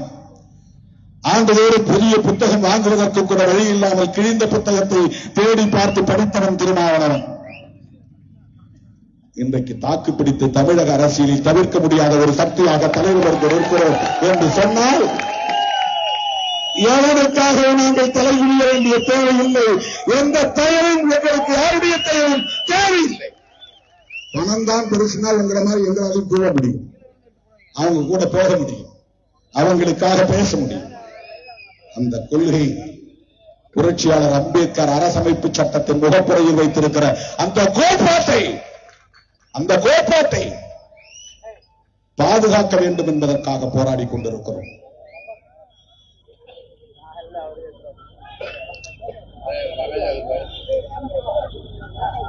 கீழே குவார்டர், அடுத்து செமி. குவார்டர் ஃபைனலையும் பங்கேற்க மாட்டார், செமி ஃபைனலையும் பங்கேற்க மாட்டார். நேரா நேஷனல் ஃபைனல்ல போய் ஒரே அடியில் ஜெயிச்சிருவாராம் தம்பி விஜய். ஒரே ஸ்டோக்கில் ஆப்ஷன் வந்துருவாராம். கீழே யாரோடையும் சண்டை போட மாட்டார், அவர் யாருடைய ஃபைட்டிங் கிடையாது. குவார்டர்ல பங்கேற்க மாட்டார், செமியில பங்கேற்க மாட்டார், நேரா ஃபைனல் தான். அதே அரசியல் அறியாமை தான். அப்படியெல்லாம் யாரும் வர முடியாது. யாரும் அவரை உசுப்படுத்திக்கிட்டே இருக்கிறாங்க, ஸ்குரு கொடுத்துட்டே இருக்கிறாங்க, ஏத்தி விட்டுக்கிட்டே இருக்கிறாங்க. உனக்கு எங்க போனாலும் ஒரே கூட்டம். திருமாவளவனுக்கு பதவி ஆசை முக்கியமாக இருந்திருந்தால் ஒரு நடிகர், ஒரு ஹீரோ, அவருக்கு எதிர்காலம் இருக்கிறது, அவர் பின்னால் போகலாம் என்று போயிருப்பான் திருமாவளவன். அப்படி அல்ல. எங்களுக்கு 2 சீட்டா 4 சீட்டா என்பது முக்கியமில்லை. நாங்கள் ஏற்றுக்கொண்ட கொள்கை கோட்பாடுதான் முக்கியமானது. நாங்கள் ஏற்றுக்கொண்ட கொள்கை கோட்பாடு. உனக்கு அதில் உடன்பாடு இல்லாமல் இருக்கலாம். அம்பேத்கரியம் நாங்கள் ஏற்றுக்கொண்ட கொள்கை. அதிலே முதன்மையானது மதச்சார்பின்மை. அந்த மதச்சார்பின்மைக்கு எதிரியார் RSS, மதச்சார்பின்மைக்கு எதிரியார் பிஜேபி, மதச்சார்பின்மைக்கு எதிரியார் சம்பரிவாக, மதச்சார்பின்மைக்கு எதிரி என்றால் அரசமைப்பு சட்டத்துக்கு எதிரி என்று பொருள். மதச்சார்பின்மைக்கு எதிரி என்றால் புரட்சியாளர் அம்பேத்கருக்கு எதிரி என்று பொருள். எனவே திருமாவளவன் எதிர்க்கிறார். எனவே திருமாவளவன் திருப்பரங்குன்றத்திற்கு வந்திருக்கிறார். இங்க தம்பிங்க முருகன் கையில் இருக்கிற வேலை கொடுத்தாங்க. உடனே நானும் முருகன் அப்படிங்கிற நினைப்புக்கு நான் போறவங்க ஆளு கிடையாது. எனக்கு வேல் கொடுத்துட்டதுனால அல்லது முருகன் அருள் கிடைச்சிடும் அப்படின்னு நான் நம்புறவங்க கிடையாது. தம்பிங்க மேல வச்சிருக்கிற மரியாதைக்கு கொண்டு வந்து கொடுக்கிறாங்க, அவ்வளவுதான். அது சமூக நீதி வேல், அது முருகன் வேல் இல்ல. அவங்க கொடுத்த வேல் சமூக நீதி வேல். இந்த வேலாயுதத்தை கொண்டு சமூக நீதியை பாதுகாப்போம். அதுதான் இந்த மேடையில் நாங்கள் எடுத்துக் கொள்கிற உறுதி. RSS, பிஜேபி எதற்காக உருவாக்கப்பட்டது என்றால் இந்த அடிப்படையை புரிந்து கொண்டால்தான் அவர்களின் காய் நகர்த்தல்களை புரிந்து கொள்ள முடியும். ஏன் அவர்கள் அடிப்படை பிரச்சனைகளை பேசவில்லை, சாதிய உறவுகளை பேசவில்லை, ஒடுக்கப்பட்ட மக்களின் வாழ்வாதார உரிமைகள் குறித்து பேசவில்லை, கல்வி தொடர்பான பிரச்சனைகளை பேசவில்லை, தொழில் வர்த்தகம் தொடர்பான பிரச்சனைகளை பேசவில்லை. ஏன் எந்த ஊருக்கு போனாலும் சாமி பிரச்சனையை, கோவில் பிரச்சனையை கையில் எடுக்கிறார்கள். ஏன்? இதற்கு காரணம் கோல்வாக்கரின் சிந்தனை, வீர சாவர்கரின் சிந்தனை. அவர்கள் இங்கே இந்துக்களை சாதி அடிப்படையில் சாதி உணர்வு ஊட்டி திரட்ட வேண்டும். ஒருத்தர்கிட்ட குரானை பற்றி பேசினால் குரான் அடிப்படையில் இஸ்லாமியர்கள் உலகம் முழுவதும் ஒன்று சேர்ந்து விடுவார்கள். பைபிளை பற்றி பேசினால் கிறிஸ்தவர்கள் உலகம் முழுவதும் பைபிளின் அடிப்படையில் ஒன்று சேருவார்கள். ஆனா இந்துக்களை எந்த வேதத்தை சொல்லி நீ ஒன்று சேர்க்க முடியும்? சேர்க்க முடியாது. அவங்க சொல்ற ஒரே வேதம் பகவத்கீதை தான். பகவத்கீதையை சைவம் ஏற்றுக்கொண்டதா என்றால் ஏற்றுக்கொள்ளவில்லை, வைணவம் தான் ஏற்றுக்கொண்டது. இந்து மதம் என்று ஒன்று இல்லை. சைவம் தனியே இருந்தது, வைணவம் தனியே இருந்தது, சாத்தம் சக்தி வழிபாடு தனியே இருந்தது, கௌமாரம் குமார வழிபாடு தனியே இருந்தது, கானவத்தியம் கணவன் வழிபாடு தனியே இருந்தது, சைரம் சூரிய வழிபாடு தனியே இருந்தது. இதெல்லாம் இந்தியாவில் இந்து மக்கள் இன்றைக்கு சொல்லப்படக்கூடிய இந்த சமூகத்தினர் கடைபிடித்த வழிபாட்டு முறை சூரிய வழிபாடு. அதுக்கு பேர் சௌரம். சௌராஷ்டிரம் என்றால் அதுல வரக்கூடியது சௌரம். சாத்தம் அப்படின்னா சக்தியை வழிபடுவது. கௌமாரம் என்றால் முருகனை வழிபடுகிறது. காணபத்தியம் கணபதி, அது விநாயகரை வழிபடுவது. அதுக்குள்ள பௌத்த கருத்து வேற, அது பௌத்த பார்வை வேற. அதுக்குள்ள இப்ப நான் போக விரும்பல. அது தனி அரசியல், அது தனி அரசியல். அதுக்குள்ள நான் போக விரும்பல. இன்னைக்கு இந்துக்கள் பின்பற்றக்கூடிய எல்லா லட்சணைகளும், கொடியும் காவியும், அவர்கள் பின்பற்றக்கூடிய பண்டிகை முறைகளும் ஒரு காலத்தில் பௌத்த பண்டிகைகளாக இருந்தன, பௌத்த லட்சணைகளாக இருந்தன. பௌத்த துறவிகள் பின்பற்றியதுதான் காவி உடைய. அதை இன்றைக்கு இந்துமயமாகிவிட்டது. அது வேறு. ஆகவே அடிப்படை ஒன்றை சொல்லி நான் முடிக்க விரும்புகிறேன். மதச்சார்பின்மை என்பதுதான் அவர்களின் தொண்டையில் குத்திய முள். தொண்டையில போய் விழுங்கவும் முடியல, துப்பவும் முடியல. அம்பேத்கரை எதிர்க்கவும் முடியல, அம்பேத்கரை ஏற்கவும் முடியல. அம்பேத்கர் தான் இன்றைக்கு இந்திய அரசியலின் மைய பொருளாக இருக்கிறார். அதை வெளிப்படையாக அவர்களால் பேச முடியாது. 30-35 கோடி மக்கள் எதிராக திரும்பி விடுவார்கள். அதனால் அம்பேத்கருக்கு நினைவிடம், அம்பேத்கருக்கு சிலை, அம்பேத்கருக்கு சமாதி, அம்பேத்கருக்கு கொண்டாட்டம், இதெல்லாம் செய்து கொண்டு அரசமைப்பு சட்டத்தை டைலூட் செய்கிறார்கள், நேர்த்து போக செய்கிறார்கள். என்ன செய்கிறார்கள்? குடியுரிமை திருத்த சட்டம் அரசமைப்பு சட்டத்திற்கு எதிரானது, அது முஸ்லிம்களுக்கு எதிரானது என்று பலரும் கருதுகிறார்கள். இல்லை.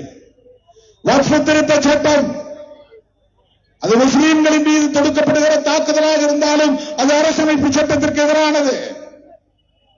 ஜம்மு காஷ்மீருக்கான சிறப்பு அந்தஸ்து ஒழிப்பு சட்டம் ஜம்மு காஷ்மீரை யூனியன் பிரதேசங்களாக உடைத்த சட்டம், அது முஸ்லிம்களுக்கு எதிரானது என்று தோன்றும்.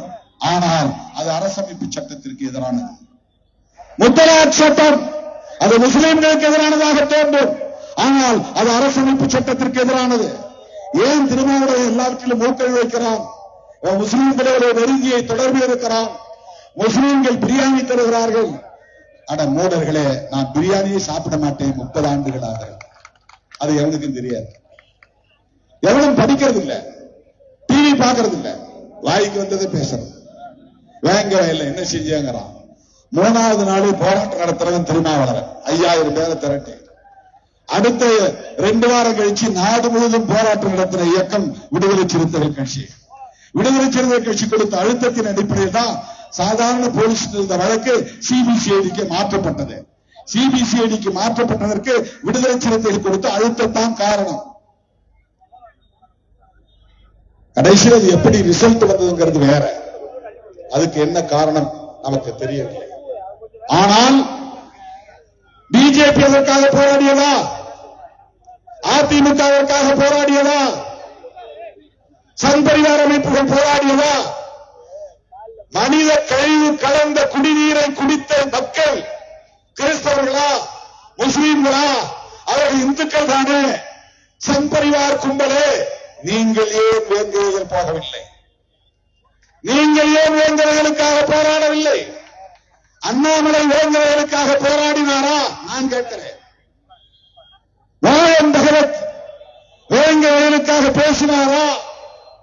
அமித்ஷா வேங்கைகளுக்கு போனாரா? பிரதமர் மோடி வேங்கை மக்களின் பிரச்சனையை செவிமடுத்தாரா? அவர்களும் இந்துக்கள் தானே. திருமாவளவன் போராடியதால் தான் காவல்துறை அதிலே கவனம் செலுத்தியது. திருமாவளவன் போராடியதால் தான் சாதாரண போலீஸ் விசாரணை சிபிசிஐடி விசாரணையாக மாறியது. தொடர்ந்து வேங்கையின் பிரச்சனையிலே கவனம் செலுத்திய இயக்கம். இவனுக்கு என்ன புத்தியில சொல்றாங்கன்னா, சாதி புத்தியில சொல்றான். பாதிக்கப்பட்டவர்கள் தலித்துகள், திருமாவளவன் தலித்து, நீ அந்த தலித் மக்களுக்காக போராடினாயா அப்படின்னு கேள்வி எழுப்புறான். அப்படின்னா அதுக்கு என்ன பொருள்? எஸ்சி மக்கள் பிரச்சனையில நாங்க பேச மாட்டோம், அதை நீ தான் பேச வேண்டும். இதுதான் தான் சாதி புத்தி என்று பொருள். இதுதான் சாதி புத்தி. கீழ்த்தரமான அற்ப புத்தி. நீயும் அல்லவா போராடி இருக்க வேண்டும். அவர்கள் இந்த மண்ணின் மைந்தர்கள் தானே. உனக்கும் பொறுப்பு இருக்கிறது தானே. உன் கட்சிக்கும் அவர்கள் வாக்களிக்கத்தானே செய்கிறார்கள். திமுகவை எதிர்ப்பதற்கு இதைவிட வேறு என்ன உங்களுக்கு அரிய வாய்ப்பு? இது தலித்துகளுக்கு எதிரான கட்சி என்று நீங்கள் உரத்து பேச வேண்டியதுதானே. ஏன் அதிமுக பேசவில்லை? ஏன் எடப்பாடி பழனிசாமி இங்கே போகவில்லை? ஏன் பாஜக தலைவர்கள் போகவில்லை? ஏன் இந்த அனுமன் சேனா, இந்து சேனா, இந்து மக்கள் கட்சி, இந்து முன்னணி அங்கே போகவில்லை? இதைவிட வேறு என்ன உங்களுக்கு வாய்ப்பு வேண்டும்? நான் தான் கூட்டணியில் இருக்கிறேன், பேச முடியல, சரி வாய் மூடிட்டு இருக்கிறேன். உனக்கு அல்வா மாதிரியாச்சே, கையில் எடுத்துக்கலாமே, தூக்கிக்கலாமே, தினமும் போராடலாமே. தலித் விரோத கட்சி திமுக, தலித் விரோத கட்சி திமுக, வேங்கரையர் மக்களுக்கு அநீதி பேச வேண்டியதுதானே. எனக்கு ஒரு சந்தோஷமா இருக்குல்ல. சரி, நம்மளால குரல் கொடுக்க முடியல, அவங்களாவது குரல் கொடுக்கறாங்க. ஒன்னால் அது செய்ய முடியாது. ஏனென்றால் நீ சாதியவாதி, சாதிய புத்தி உள்ளவன். தலித்துகளுக்கு எவ்வளவு கொடுமை இழைக்கப்பட்டாலும் அவன் இந்துவாக இருந்து உனக்கு ஓட்டு போட வேண்டும் என்றுதான் நினைப்பாயே தவிர அவன் ஒடுக்கப்பட்டவன், அவனுக்கு நீதி வேண்டும் என்று ஒருபோதும் முன்னால் குரல் கொடுக்க முடியாது. அந்த ஒடுக்கப்பட்ட மக்களுக்காக உடனே போய் நிற்பவன் திருமாவளவன் தான்.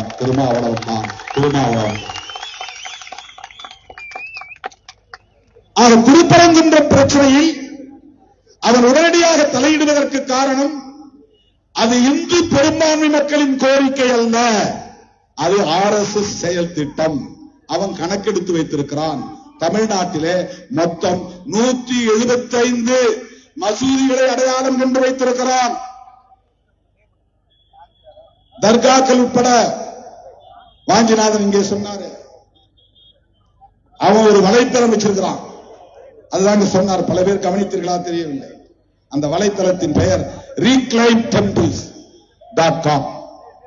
reclaim temples அப்படி ஒரு வலைத்தளம், ஒரு வெப்சைட். அதுல அவன் இந்தியா முழுக்க ஒரு டேட்டா எடுத்திருக்கிறான், அதுல பதிவு செஞ்சிருக்கிறான். அந்த டேட்டாவில் என்ன சொல்லியிருக்கிறான்னா, இந்தியா முழுக்க எந்தெந்த மாநிலங்களில் எத்தனை மசூதிகள் இருக்கின்றன, இடிக்கப்பட வேண்டிய மசூதிகள், தர்காக்கள். அவன் ஒரு கணக்கு எடுத்து வச்சிருக்கிறான். அந்த கணக்கின்படி அவன் ஒவ்வொன்றாக அதை இடிக்க வேண்டும் என்று திட்டம் போடுகிறான். அந்த திட்டத்தில் ஒன்று திருப்பரங்குன்றம். இங்க இப்படிதான் நீங்க புரிஞ்சுக்கணும். திருப்பரங்குன்றத்தில் முருகனை வழிபடக்கூடிய இந்து சமூகத்தை சார்ந்த யாரும் இஸ்லாமியர்கள் மீது குற்றம் சொல்லவில்லை. திருப்பரங்குன்றத்திலே வசிக்கக்கூடிய இந்து மக்கள் யாரும் சிக்கந்தர் தர்காவை இடிக்க வேண்டும் என்று சொல்லவில்லை. அந்த திருப்பரங்குன்றத்தை சார்ந்த இந்து சமூகத்தை சார்ந்த யாரும் வழக்கு தொடுக்கவில்லை. வழக்கு தொடுக்கிறவன் சங்கி. யாருவன்? கோல்வாக்கர், கெட்கேவார், வீர சவார்கர் என்கிற கும்பலை சார்ந்த ஆட்கள். அவர்களின் நோக்கம் என்ன? அவர்களின் நோக்கம் நாடு முழுக்க இந்த பட்டியலை வைத்துக் கொண்டு தர்காக்களை இடிக்க வேண்டும், மசூதிகளை இடிக்க வேண்டும். அவனுக்கு என்னன்னா ஒரு வெறுப்பு விதைக்கிறான். பாருங்க, முஸ்லீம், அவன் மைனாரிட்டி, அவன் எத்தனை இடத்துல ஸ்கூல் வச்சிருக்கிறான் பாருங்க, மெயினான இடத்துல எத்தனை இடத்துல மசூதி கட்டி இருக்கிறான். சர்ச்சஸ் பாருங்க, எல்லா இடங்கள்லயும் வளர்ச்சி போட்டிருக்கிறான்.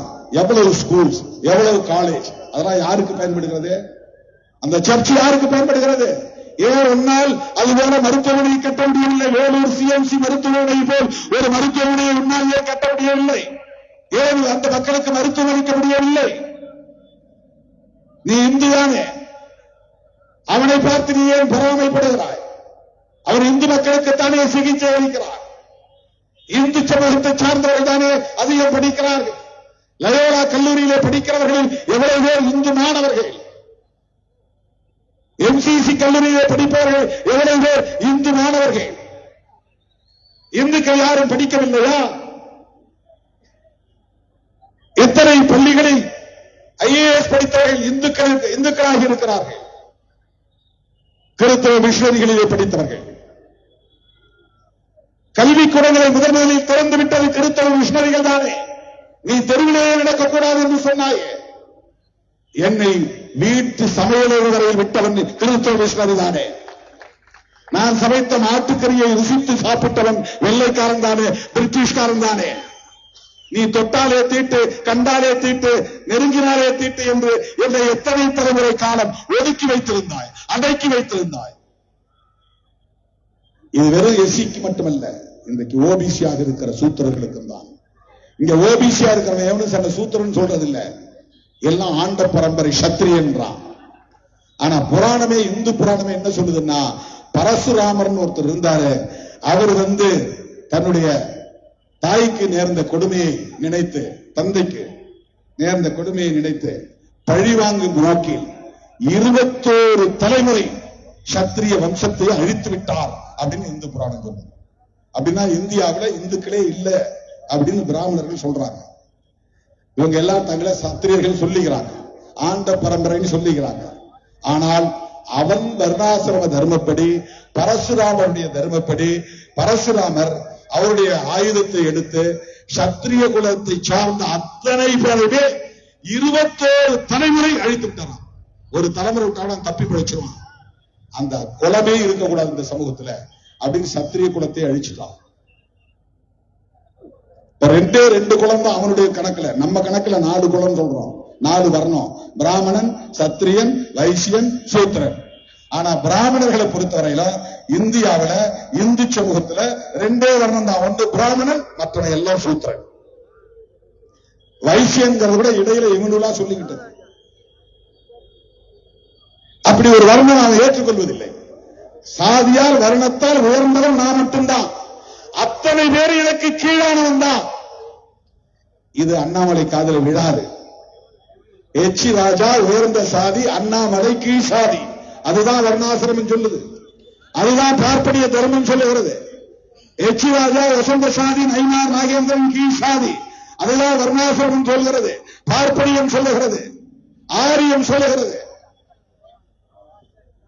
மோகன் பகவத் உயர்ந்த சாதி, அக்கா தமிழிசை தாழ்ந்த சாதி. அதுதான் ஒரு சங்கராச்சாரி சொன்னார், ஒரு பாப்பாங்க தொட்டு கொடுக்கிறார் துணிய, கவர்னரா இருக்கிற அக்கா தமிழிசைக்கு தூக்கி போடுறாரு துணிய. அப்பவே வெளியே வந்திருக்க வேண்டாம், உறவு வேண்டாம், நட்பு வேண்டாம், போங்கடா எங்க அப்பா வழியில நான் போறேன்னு வெளியே வந்திருக்கணும் அக்கா தமிழிசை. இந்த மானம் கேட்ட வாழ்க்கை எனக்கு வேண்டாம், என் கையில நீ தூக்கி போட்ட துணிய, இது எனக்கு அவமானம், நான் ஒரு ஆளுநர், நான் கவர்னர், என் கையில நீ தூக்கி போறிய துணிய, சீச்சி உங்களோட இனி இருக்க மாட்டேன் அப்படின்னு வெளியே வந்திருக்கணும். நான் திமுக கூட்டணியில இருந்து வெளியே வரலங்கிறது அவங்களுக்கு கவலை, எல்லாருக்கும் கவலை அதுதான். இவன் என்னையா ஒரே அடியா போய் நின்றுட்டான்.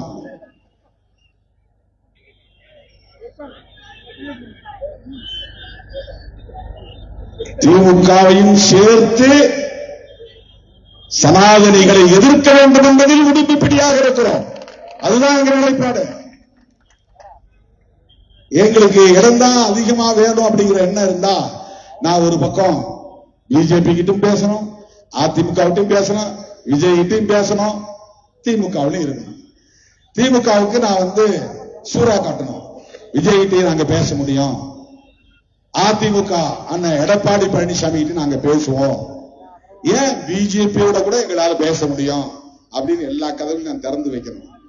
எனக்கு அது ஒரு பொருட்டே இல்லை, எல்லா கதையும் நான் சாத்திட்டேன். பிஜேபியா வேண்டாம், பாமகவா வேண்டாம், அதிமுகவா பிஜேபி இருக்கு வேண்டாம், விஜயா அவங்களால் உருவாக்கப்பட்டு களத்துக்கு வந்திருக்கிற தம்பி வேண்டாம், எல்லா கதையும் மூடிட்டு நான் இங்க நிக்கிறேன்னா நான் என்ன முட்டாளா, விவரம் தெரியாதா? நீங்க சொல்ற மாதிரி ஏன் 4 சீட்டுக்கு 6 சீட்டு நாங்க நிக்கணும்? ஏன் நிற்கணும் என்றால், நான் அம்பேத்கரின் மாணவன், பெரியாரின் பிள்ளை, சனாதனத்தை எதிர்க்க வேண்டும் என்பதற்காக நிற்கிறேன், சமூக நீதியை பாதுகாக்க வேண்டும் என்பதற்காக நிற்கிறேன். அரசியல்வாதிகள் யாரும் எல்லா கதவுகளையும் அடைத்துக் கொள்ள மாட்டார்கள். திருமாவளவன் அடைத்துவிட்டு அரசியல் செய்கிறான், பாமகவோடு உறவு இல்லை. அந்த முடிவில் உறுதியாக இருக்கிறோம். இப்ப சில பேர் வேற கிளப்புறான், அது 2ஆ உடைஞ்சிருச்சு, அது உடைஞ்சத ஒண்ணு இங்க வந்தா நீங்க ஏத்துக்குவீங்களா? நோ, எங்களுக்கு அது தேவையில்லை, எங்களால் இருக்க முடியாது. இது வெளிப்படையா நான் பேசுறேன். சாதியவாத அமைப்புகளோடும் மதவாத அமைப்புகளோடும் சனாதன சக்திகளோடும் வெறும் தேர்தலுக்காக சில இடங்களுக்காக நாங்கள் சமரசம் செய்து கொள்ள மாட்டோம். இது வெளிப்படையான அறிவிப்பு. எவ்வளவு இடங்கிறது நாங்க நெகோசியேஷன்ல பார்த்துக்கோம். அது வேற. எத்தனை இடங்கள் வேண்டும், எத்தனை இடங்களை உறுதி செய்ய வேண்டும் என்பதை பேச்சுவார்த்தையின் போது நாங்கள் முடிவு செய்வோம். அது போதுமா போதாதா என்பதை எங்கள் கட்சியின் தலைமை குழு முடிவெடுக்கும். முன்னணி தலைவர்கள் கூடி முடிவெடுப்போம். அது வேறு. தேர்தல் வரும் போகும். இந்த மண்ணையும் மக்களையும் காப்பாற்ற வேண்டும். நான் பிஜேபி ஆதரித்தால் என்னால் சமூக நீதியை பேச முடியாது. பிஜேபி ஆதரித்தால் என்னால் மதச்சார்பின்மையை பேச முடியாது. நான் பிஜேபி ஆதரித்தால் நான் சமத்துவத்தை பேச முடியாது. நான் பிஜேபி ஆதரித்தால் சிறுபான்மை மக்களின் நலன்கள் குறித்து பேச முடியாது. நான் பிஜேபி ஆதரித்தால் கிறிஸ்தவர்களோடும் இஸ்லாமியர்களோடும் நல்லிணக்கமாக நான் கைகோர்க்க முடியாது. நான் பிஜேபி ஆதரித்தால் சில இடங்கள் கிடைக்கலாம், தனிப்பட்ட முறையில் எனக்கு பதவி கிடைக்கலாம்.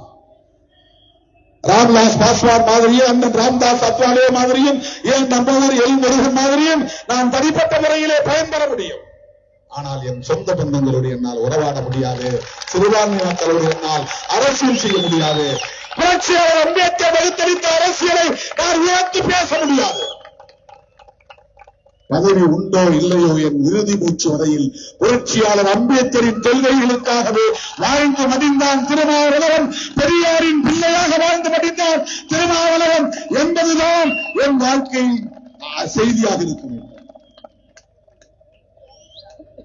அதிலே ஒருபோதும் தடம் மாற மாட்டான், வழுவ மாட்டான், நழுவ மாட்டான் திருமாவளவன்.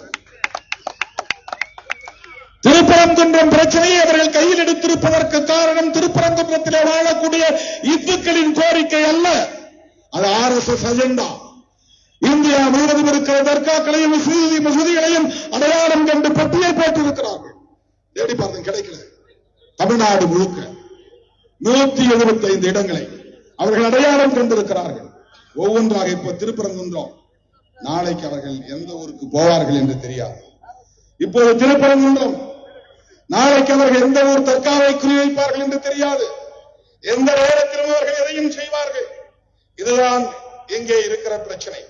தோழர்களே, ஆந்திராவில் 142 இடம், அசாமிலே 2 இடம், பீகாரிலே 77, டெல்லியிலே 72, டையூடாமனிலே 1, குஜராத்திலே 170, ஹரியானாவிலே 77, இமாச்சல் பிரதேசில் 1, கர்நாடகாவில் 192, காஷ்மீரில் 52, கேரளாவில் 2, லட்சதீபில் 2, மத்திய பிரதேசத்தில் 151, மகாராஷ்டிராவில் 143, ஒடிசாவில் 12, பஞ்சாபில் 14, ராஜஸ்தானில் 170, தமிழ்நாட்டில் 175 இடங்கள் மசூதிகளை அடையாளம் கண்டிருக்கிறாங்க. அதுல ஒண்ணுதான் திருப்பரங்குன்றம்.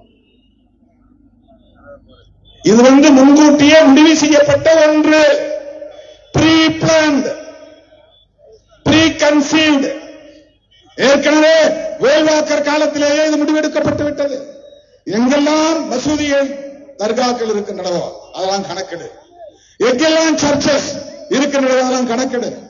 அவர்கள் சொத்து எவ்வளவு கணக்கெடு. இதெல்லாம் இந்துக்கள்கிட்ட போய் சொல்லு. அவர்களுக்கு எதிரான வெறுப்பை பரப்பு.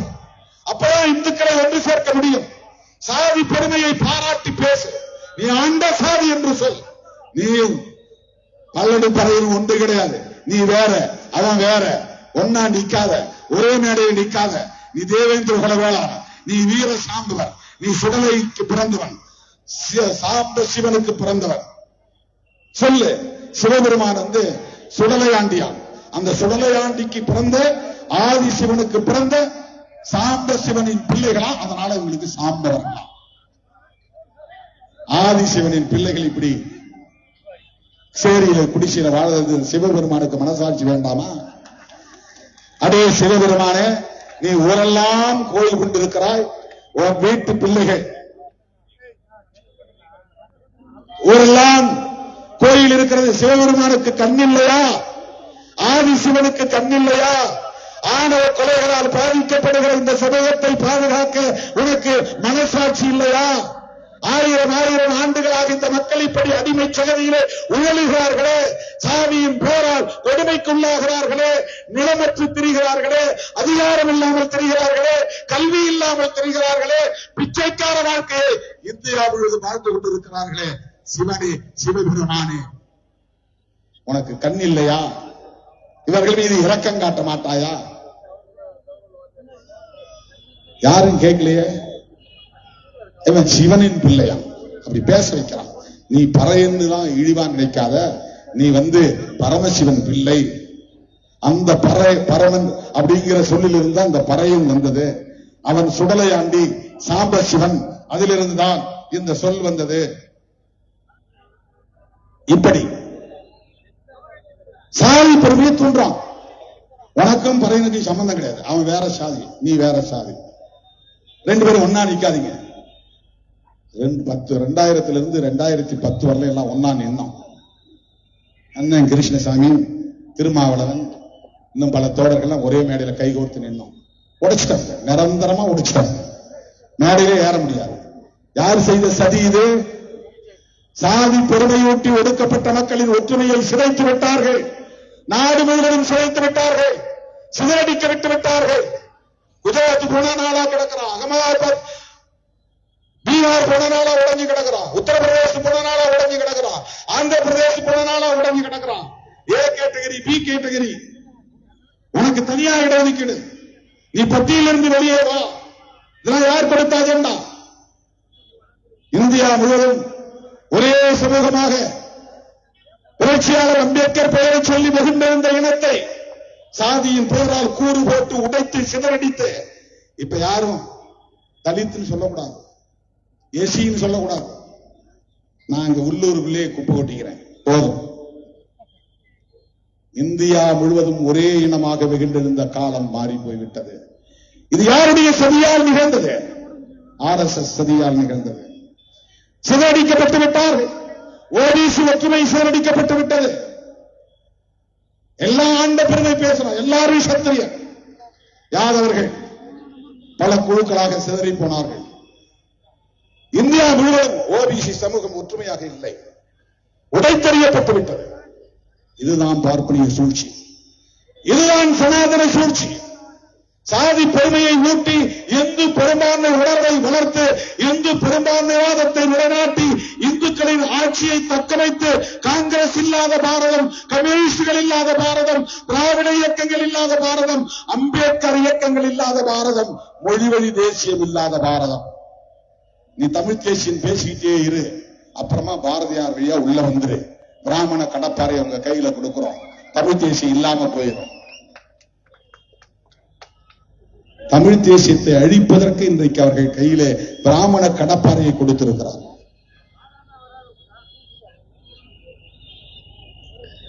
இந்த சதியை புரிந்து கொண்டு தோழர்களே, நாம் திருப்பரங்குன்றத்தில் சமூக நல்லிணக்கத்தை நிலைநாட்டுவதற்காக, மத நல்லிணக்கத்தை நிலைநாட்டுவதற்காக அனைத்து தரப்பு ஜனநாயக சக்திகளோடும் கைகோர்க்க வேண்டும். அதுதான் நம்முடைய நிலைப்பாடு. நீதிபதிகளை தேர்ந்தெடுக்கக்கூடிய முறை உண்டு, அதுக்கு பேர் கொலீஜியம் வச்சுக்கிறாங்க. இது ஒரு ஆங்கில வார்த்தை. கொலீஜியம் தான்.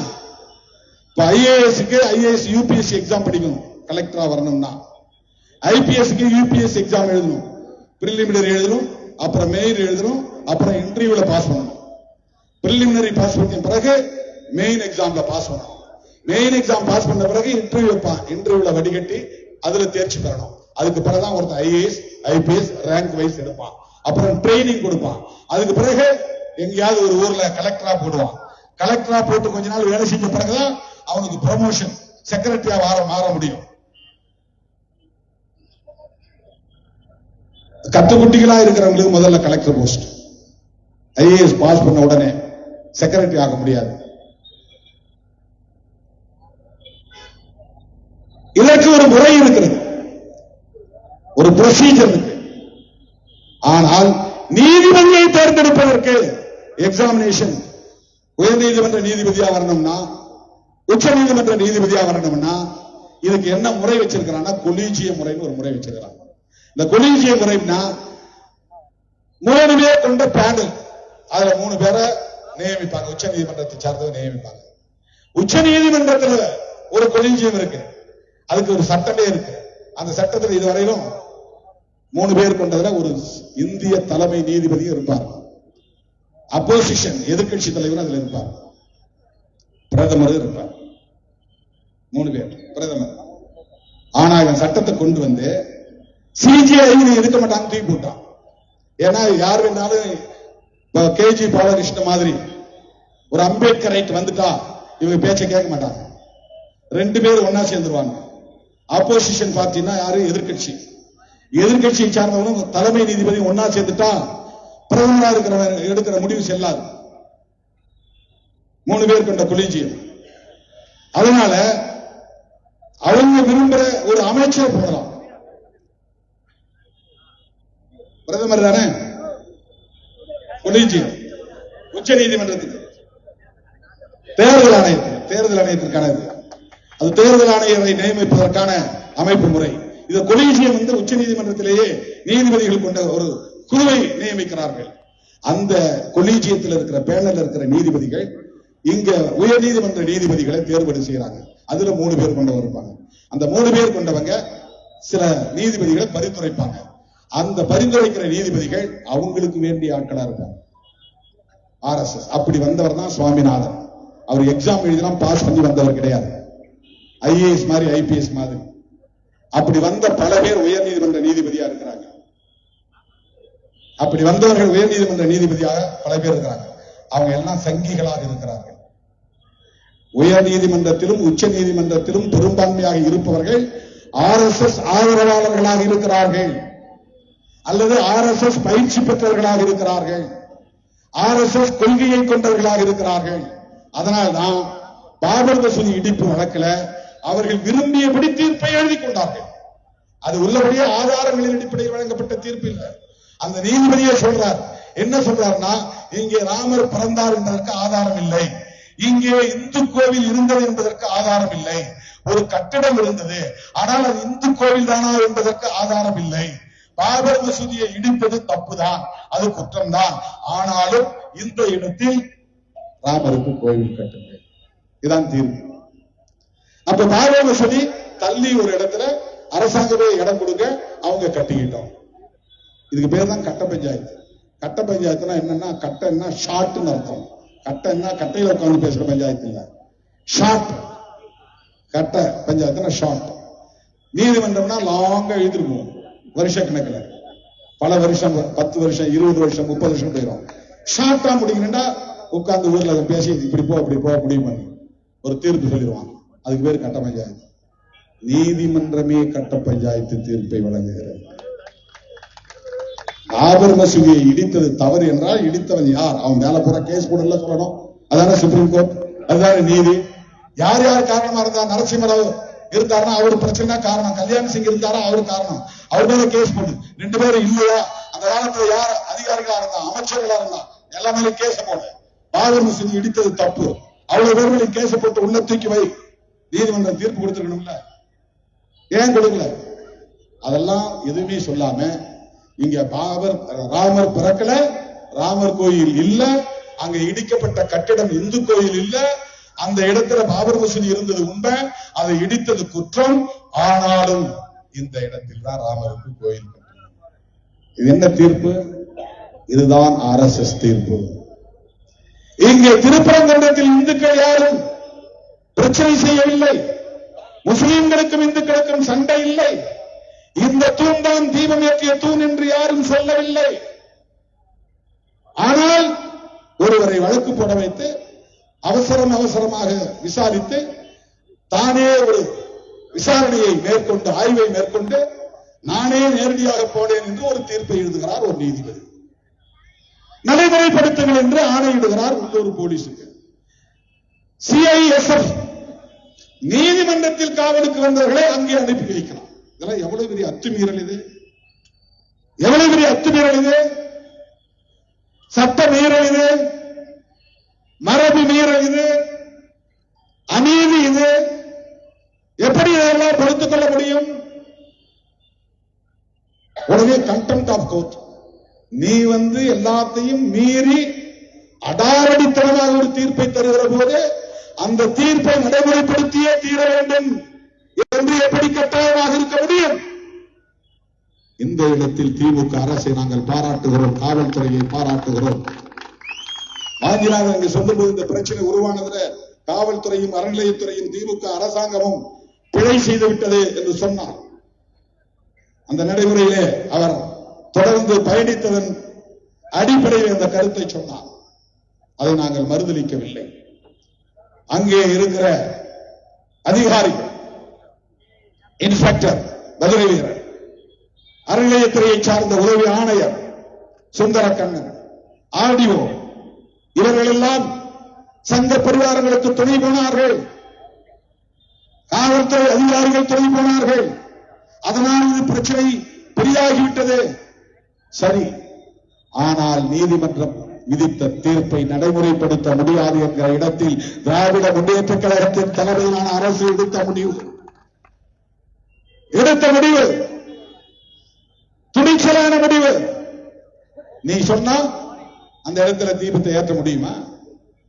400 ஆண்டுகளாக உச்சி பிள்ளையார் கோவில் பக்கத்திலே இருக்கிற தூணில் நாயக்கர் காலத்தில் கல்வெட்டுகளால் எழுதப்பட்ட அந்த தூணில் கார்த்திகை தீபம் ஏற்றப்பட்டு வருவது வழக்கமாக இருந்து வருகிற ஒரு நடைமுறை, ஒரு மரபு. அதன்படி அறநிலையத்துறையை சார்ந்த அதிகாரிகள் அந்த இடத்திலே கார்த்திகை தீபம் ஏற்ற அனுமதித்தார்கள். நீ சொல்வது தர்காவுக்கு பக்கத்திலே, தர்கா அது இஸ்லாமியர்களின் சொத்து. பக்கத்தில் இருக்கிற நெல்லித்தோப்பு அது இஸ்லாமியர்களின் சொத்து.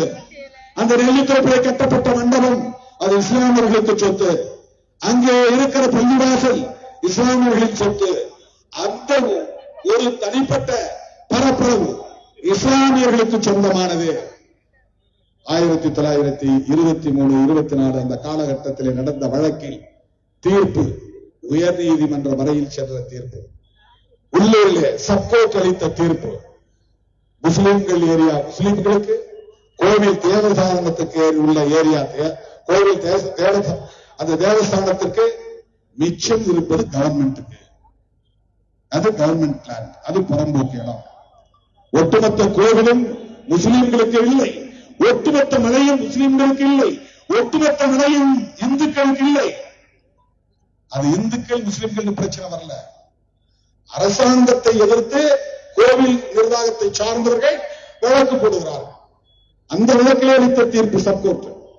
அதில் அவன் சொன்ன தீர்ப்பு என்னன்னா, எந்தெந்த ஏரியாவில் இதுவரையில் முஸ்லிம்கள் பயன்பாட்டில் வைத்திருந்தார்களோ, தர்கா இருக்கிற இடம், மசூதி இருக்கிற இடம், நடந்து போகிற பாதை, ஏறி போகிற படிகள், நெல்லித்தோப்பு பகுதி, அந்த மண்டபம், இவை அனைத்தும் இஸ்லாமியர்களுக்கானது. காசி விஸ்வநாதர் கோயில், உச்சி பிள்ளையார் கோயில், திருப்பரம் முருகன் கோவில், அது இருக்கிற பரப்பு, குளம் எல்லாம், அங்கே நடந்து செல்வதற்கான பாதை, படிகள், இவையெல்லாம் தேவஸ்தானத்திற்கு, கோவில் நிர்வாகத்திற்கு. மிச்ச பகுதி அரசின் கட்டுப்பாட்டில் உள்ள பகுதி. இது சப்கோர்ட் தந்த தீர்ப்பு. இதை எதிர்த்து இருதரப்பாக மறுபடியும் கோவிலுக்கு நீதிமன்றத்திற்கு போகிறார்கள். உயர் நீதிமன்றம் அந்த சப்கோர்ட் தீர்ப்பை ரத்து செய்து ஆணையிடுகிறது. உடனே அப்போது பிரிட்டிஷ் கவர்மெண்ட், பிரிவி கவுன்சில், அதுதான் உச்ச நீதிமன்றம், அங்கே போகிறார்கள். அந்த நீதிமன்றம் என்ன சொல்லுகிறது என்றால், உயர் நீதிமன்றம் போட்ட ஆணையை ரத்து செய்துவிட்டு சப்கோர்ட் என்ன சொன்னதோ அதுதான் சரி, அதன்படி போய் எல்லோரும் செயல்படுங்க. பிரச்சனையே இல்லை. முஸ்லிம்களுக்குரியது முஸ்லிம்களுக்கு, கோவில் நிர்வாகத்துக்குரியது கோவில் நிர்வாகத்துக்குரியது, மிச்ச இடம் அரசாங்கத்தின் கட்டுப்பாட்டில் உள்ளது. எந்த பிரச்சனையும் இல்லாமல் போனது. இடையில கொஞ்ச காலத்துக்கு பிறகு நெல்லித்தோப்பு பகுதியில முஸ்லிம்கள் ஏதோ ஒரு புது மண்டபம் கட்ட முயற்சிக்கிறார்கள், கல்ல வெட்டுகிறார்கள். அதற்காக ஒருத்தன் வழக்கு போறான். அந்த வழக்குல இந்த நெல்லித்தோப்பு பகுதியை சர்வே பண்றான், அளக்கிறான். அளந்து பார்த்த பிறகும் இதுல எந்த குற்றமும் இல்லை. அவங்க பகுதியில தான் அவங்க கல்லெடுத்தாங்க. அவங்க ஏரியாவில் அவங்க மண்டபம் கட்டுறாங்க, அது ஒன்றும் குற்றம் இல்லைன்னு தீர்ப்பு சொல்லிடுவாங்க. அப்ப முஸ்லிம்களுக்கு இந்துக்களுக்கு எந்த பிரச்சனையும் இல்லை. இப்ப ஏன் பிரச்சனை வருகிறது? ஆடு கோழி வெட்டக்கூடாது. ஜெயலலிதா அம்மா இப்படி ஒரு சட்டம் கொண்டு வந்தப்ப முதல்ல எதிர்த்த இயக்கம் விடுதலை சிறுத்தைகள் கட்சி. நான் ஆடு கோழி திங்கிறவன் இல்லை, ஆனா வெட்டக்கூடாது சட்டம் வந்தப்ப எதிர்ப்பு தெரிவித்தவன், முதல் குரல் கொடுத்தவன் திருமாவளவன். ஆடு கோழி பலியிட தடை சட்டம் கொண்டு வந்த போது, மதமாற்ற தடை சட்டம் கொண்டு வந்த போது அதை எதிர்த்து சேலத்திலே மாநாடு நடத்துறோம். ஜார்ஜ் பெர்னாண்டஸ் வந்து கலந்துகிட்டார். இப்ப ஆடு கோழியை வெட்டக்கூடாது. அங்க முஸ்லீம்கள் மட்டும்தான் வெட்டுகிறார்களா என்றால் இல்லை, இந்துக்களும் வெட்டுகிறார்கள். ஆடு கோழியை பலியிட இந்துக்களுக்கும் இங்கே சுதந்திரம் இருந்தது. அதை யாராவது மறுப்பார்களா? நடந்தது. அதுக்கு நீதிமன்றத்துக்கு போய் ஒருத்தன் ஃபேவரா ஆர்டர் வாங்குறான். அந்த ஆர்டரை நடைமுறைப்படுத்த சொல்லி போலீஸ் சொல்றாங்க. இங்க இருந்தா பிரச்சனை ஸ்டார்ட் ஆகும். ஆனால் இது மட்டுமே காரணம் இல்லை. ஆடு கோழி பலியிட தடை இல்லாவிட்டாலும் கூட, போலீஸ்களே தலையிடாவிட்டாலும் கூட, இதை பிரச்சனையாக்குவதுதான் RSS உடைய திட்டம். அதான் நீங்க புரிஞ்சுக்கணும். Thiruparankundram targeted place. தர்கா இடிக்கப்பட வேண்டும். இதை விடவே மாட்டார்கள். அவர்கள் பிரச்சனை செய்து கொண்டே இருப்பார்கள். தேர்தல் மட்டுமல்ல, பிறகும் தொடர்வார்கள். நாம் விழிப்பாக இருக்க வேண்டும். மதுரை மக்களுக்கு நாம் விடுக்க வேண்டும். மதுரை முன் அமைதியாக இருக்கிறது. மத நல்லிணக்கத்தோடு இருக்கிறது. முஸ்லிம்களுக்கும் கிறிஸ்தவர்களுக்கும் இந்துக்களுக்கும் இடையில் எந்த பிரச்சனையும் இல்லை. எல்லோரும் ஒற்றுமையாக மத நல்லிணக்கத்தோடு வாழ்ந்து கொண்டிருக்கிறோம். இதை வன்முறை காடாக்குவதற்கு முயற்சிக்கிறார்கள். அதற்கு இடம் கொடுக்க கூடாது. இது பொதுமக்களுக்கு நாம் விடுக்கிற வேண்டுகோள். இந்திய அரசுக்கும் ஜனநாயக சக்திகளுக்கு நான் விடுக்கிற வேண்டுகோள். நீதிபதியை தேர்ந்தெடுக்கும் முறையிலே கொலீஜியம் என்கிற முறை கூடாது. ஜனநாயக முறைப்படி நீதிபதிகளை தேர்ந்தெடுக்க நீதிபதிகளை இடஒதுக்கீட்டு முறையை கொண்டு வர வேண்டும். உச்ச நீதிமன்ற நீதிபதிகள் எத்தனை பேர் இருக்கிறார்களோ அது SC, ST, OBC இடஒதுக்கீட்டு முறையை கட்டாயப்படுத்த வேண்டும். உச்ச நீதிமன்ற நீதிபதிகள் இன்றைக்கு இருக்கிற எண்ணிக்கையிலே எத்தனை பேர் OBC தலைவர்களை பார்த்து நான் கேட்கிறேன். பிற்படுத்தப்பட்ட இந்துக்களுக்காக போராடக்கூடியவர்களை பார்த்து கேட்கிறேன். SC, ST மக்களை எதிரிகளாக பார்க்கிறவர்களை பார்த்து நான் கேட்கிறேன். நீங்கள் SC, ST நீதிபதிகள் எத்தனை பேர் இருக்கிறார்கள் என்பதை கேள்வி எழுப்ப வேண்டாம். உச்ச நீதிமன்ற நீதிபதிகளில் எத்தனை பேர் OBC என்று கணக்கெடுங்கள். ஏன் அதை கேட்க மறுக்கிறீர்கள்? திருமாவளவன் இங்கே கொடியேற்றக்கூடாது என்று எல்லா சாதியும் ஒன்று சேர்கிறீர்களே.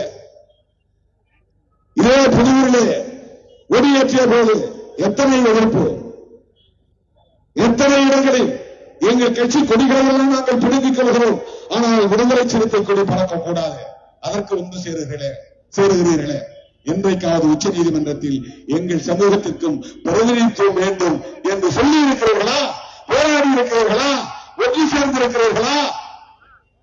அனைத்து சமுதாய பேரியக்கம் கண்ட ராமதாஸ் அவர்களே, அனைத்து சமுதாயங்களை ஒருங்கிணைத்து உச்ச நீதிமன்றத்தில் நீதிபதிகள் நியமனத்தில் இடஒதுக்கீடு வேண்டும் என்று என்றைக்காவது நீங்கள் போராடி இருக்கிறீர்களா? ஏன் கேட்கவில்லை? சங்கிகளை உங்களால் எதிர்க்க முடியவில்லை.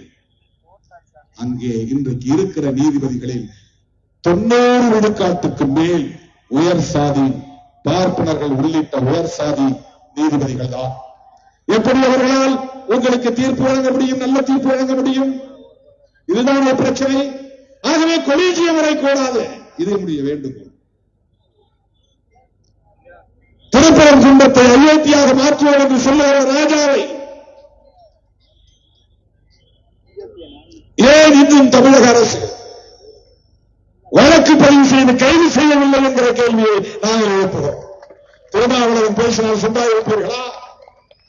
மேல இருந்து முதலமைச்சர் ஆணையிடுகிறாரோ இல்லையோ, உளவுத்துறை அதிகாரிகள் ஆணையிடுகிறார்களோ இல்லையோ, உள்ளூர் போலீஸ் மேல உடனே போய் கேஸ் போடும். திருமாவளவன் இப்படி பேசினார், 2 சமூகத்துக்கு இடையில பிரிவினையை உண்டு பண்ணும் வகையில் பேசினார், கேஸ் போடும். திருப்பரங்குன்றத்தை அயோத்தியாக மாற்றுவோம், தர்காவை மாற்றி வைத்துக் கொள் என்று பேசிய ராஜா மீது ஏன் வழக்கு போடவில்லை? தமிழக அரசை பார்த்து நான் கேட்கிறேன், காவல்துறையை பார்த்து நான் கேட்கிறேன். மாநில முதலமைச்சரை பார்த்து நான் கேட்கிறேன். பெரும்பான்மை இந்துக்கள் திமுக தலைமையிலான கூட்டணியைத்தான் ஆதரிக்கிறார்கள். நினைவில் வைத்துக் கொள்ளுங்கள். தமிழ்நாட்டில் ஒருபோதும் திமுக கூட்டணிக்கு எதிராக அவர்கள் போக மாட்டார்கள்.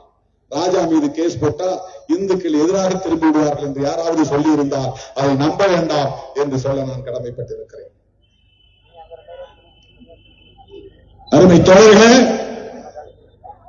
திருப்பரங்குன்றம் ஒரு அமைதியான இடம். அனைத்து மதங்களும் வழிபாடு செய்யக்கூடிய வழிபாட்டு தலங்களை கொண்ட இடம்.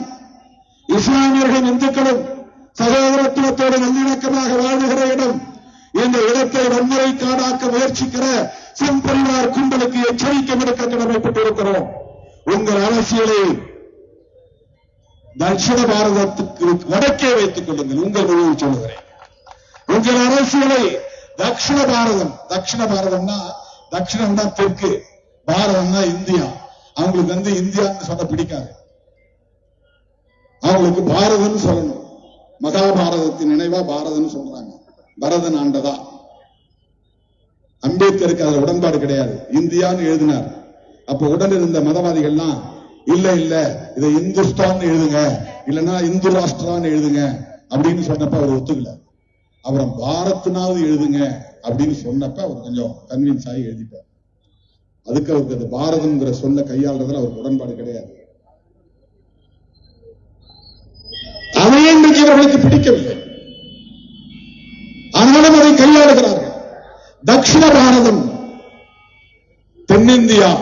தென்னிந்தியாவுக்கு வடக்கே வைத்துக் கொள்ளுங்கள் உங்கள் அரசியலை. தென்னிந்தியா, குறிப்பாக தமிழ்நாடு முற்றிலும் மாறுபட்ட மண்.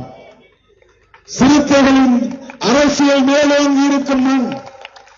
நான் திமுக கூட்டணியில் ஒரு அங்கமாக இருந்து பேசுகிறேன் என்று யாரும் எண்ண வேண்டாம். அம்பேத்கரின் மாணவனாக, பெரியாரின் பிள்ளையாக, மார்க்சின் மாணவனாக இருந்து பேசுகிறேன். சமூக நல்லிணக்கத்தை விரும்புகிறவர் என்கிற வகையிலே பேசுகிறேன். மத நல்லிணக்கத்தை நிறைவேற்ற வேண்டும் என்கிற அடிப்படையில் நான் பேசுகிறேன். அவரவர் மதம் அவரவருக்கு, அவரவர் நம்பிக்கை அவரவருக்கு. அந்த நம்பிக்கைகளுக்குள் யாரும் தலையிடக்கூடாது. இதுதான் எங்கள் வேட்கை, எங்கள் நிலைப்பாடு. அரசமைப்பு சட்டத்தை சீர்குலைக்கக்கூடிய எந்த நடவடிக்கையும் நாங்கள் அனுமதிக்க மாட்டோம். அரசமைப்பு சட்டம் முன்வைக்கக்கூடிய கோட்பாடுகளை பாதுகாப்பதுதான் எங்களின் முதன்மை நிலைப்பாடு. அந்த அடிப்படையில் தான் திருப்பரங்குன்றத்திற்கு நாங்கள் வந்திருக்கிறோம். சிறுத்தைகள் வந்திருக்கிறோம், போராளிகள் வந்திருக்கிறோம், மண்ணின் மைந்தர்கள் வந்திருக்கிறோம், சமூக நீதி போராளிகள் வந்திருக்கிறோம். இந்த மண்டையும் மக்களையும் பாதுகாப்பு ஜனநாயக சக்திகளின் கைகளை கோர்த்துக் கொண்டு களமாடுவோம்.